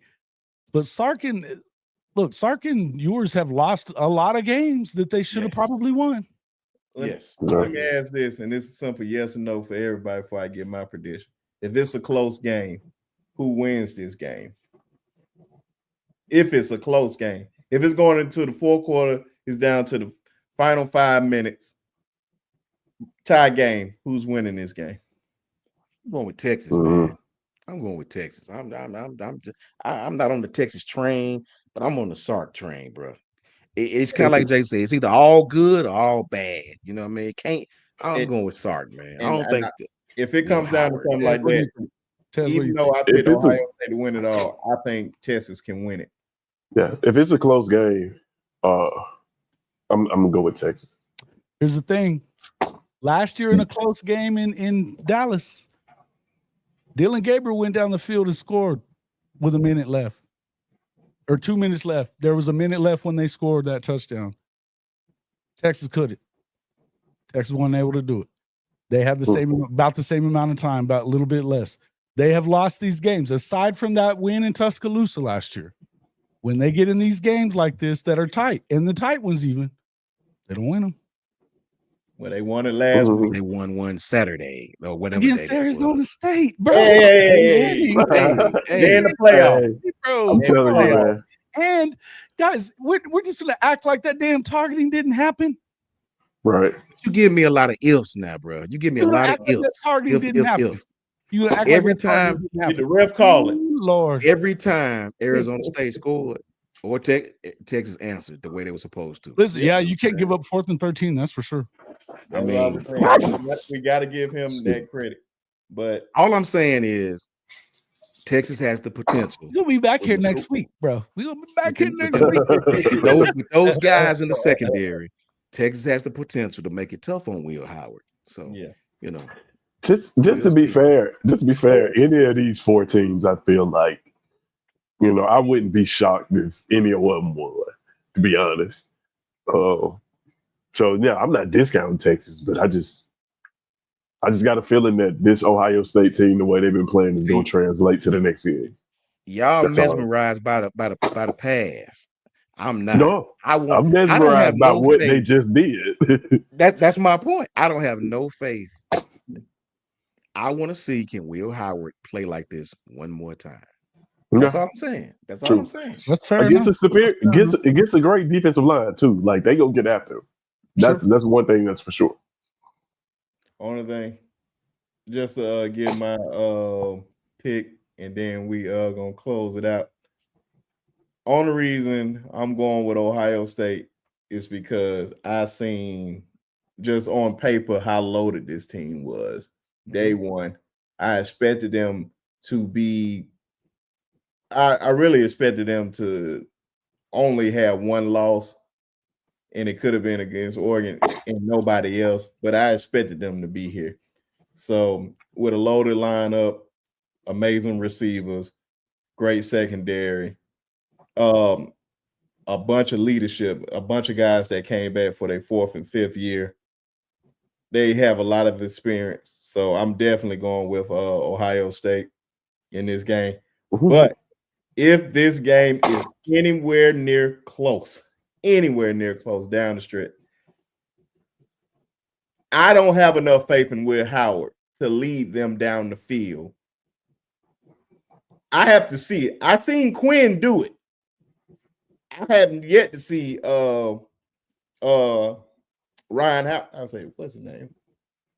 Will Howard do it. I'm going to call him Ryan Howard. I'm thinking of baseball. But Will Howard do it. So it's going to be one of those games, man. And we're going to see. We're going to see who's going to be looking smart out of here. I think it's going to be me.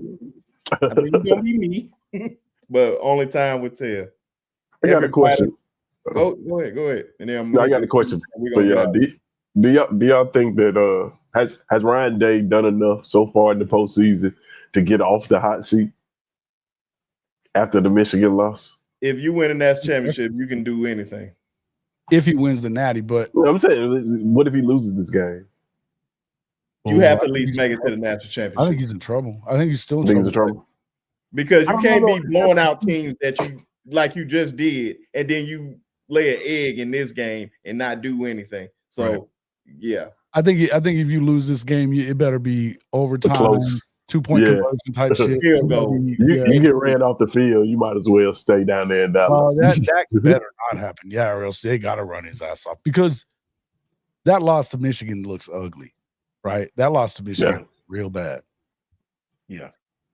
Now, turning it around and beating the crap out of Oregon is great and all. Right. But you didn't win the Big Ten. You know, you didn't win the Big Ten. And I don't know. I tell you what, it behooves him that he's the first. If like Penn State loses and he's the only one that wins this weekend or whatever, then yeah, he's in good shape, I think. And I'm not sure that they really want to fire him right now. I know the fans do. I know the fans do. They're not listening to the fans. And I mean, they got a new AD in there. He didn't have to. He didn't hire the dude, but he has said that he's already safe. But I don't know. I think you need to win this game for sure to stay safe. I think so. Don't you? Yeah. I think so too. And Jesse, I don't do transitive property, bro. To me, you know, as long as I've been dealing with this game, transitive property means absolutely nothing.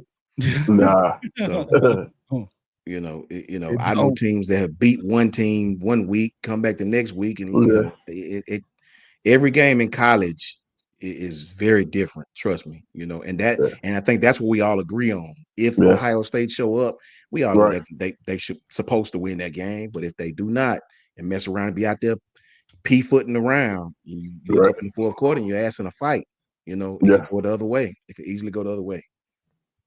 But true. Like I said, man, another amazing show. I'm gonna hit Coach Sean gonna hit this super chat, and we're gonna shout out our channels, and we're gonna get up out of here. Neilio, $5 super chat. Hey, Jason, Brinsky, Coach Sean, and Mr. Tez. Much love to you, and we all thank you for that $5 super chat. Thank you so very much. Much appreciated. Oh yeah, man. And appreciate everybody in the chat for showing love. About to go around the table and let only two people that are affiliated up here is me and Coach Sean, because we're Alabama guys. So it's only right. One of our guests who's not usually up here a lot, letting my main man Jason. Shout out. I appreciate you guys having me, guys. For real, it's good to be back on there and get to talk some ball with you guys. Just chop it up and bust each other's chops a little bit. It's always fun. But yeah, you can find me at Hall of Fame College Football. It's at HOF-CFB right here on YouTube. You can find me at JW_HOF on X or Twitter or whatever you call it.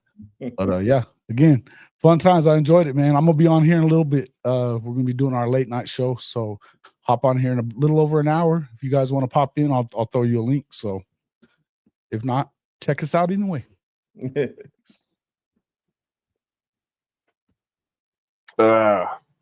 it is.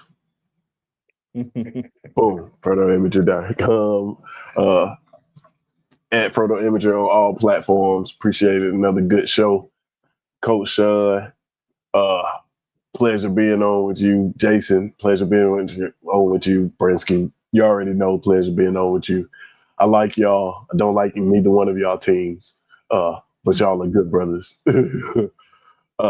But yeah, you can catch me on Sharpshooters Podcast, this platform right here, on Tuesdays or whenever we feel like it. But we're getting more consistent. Right.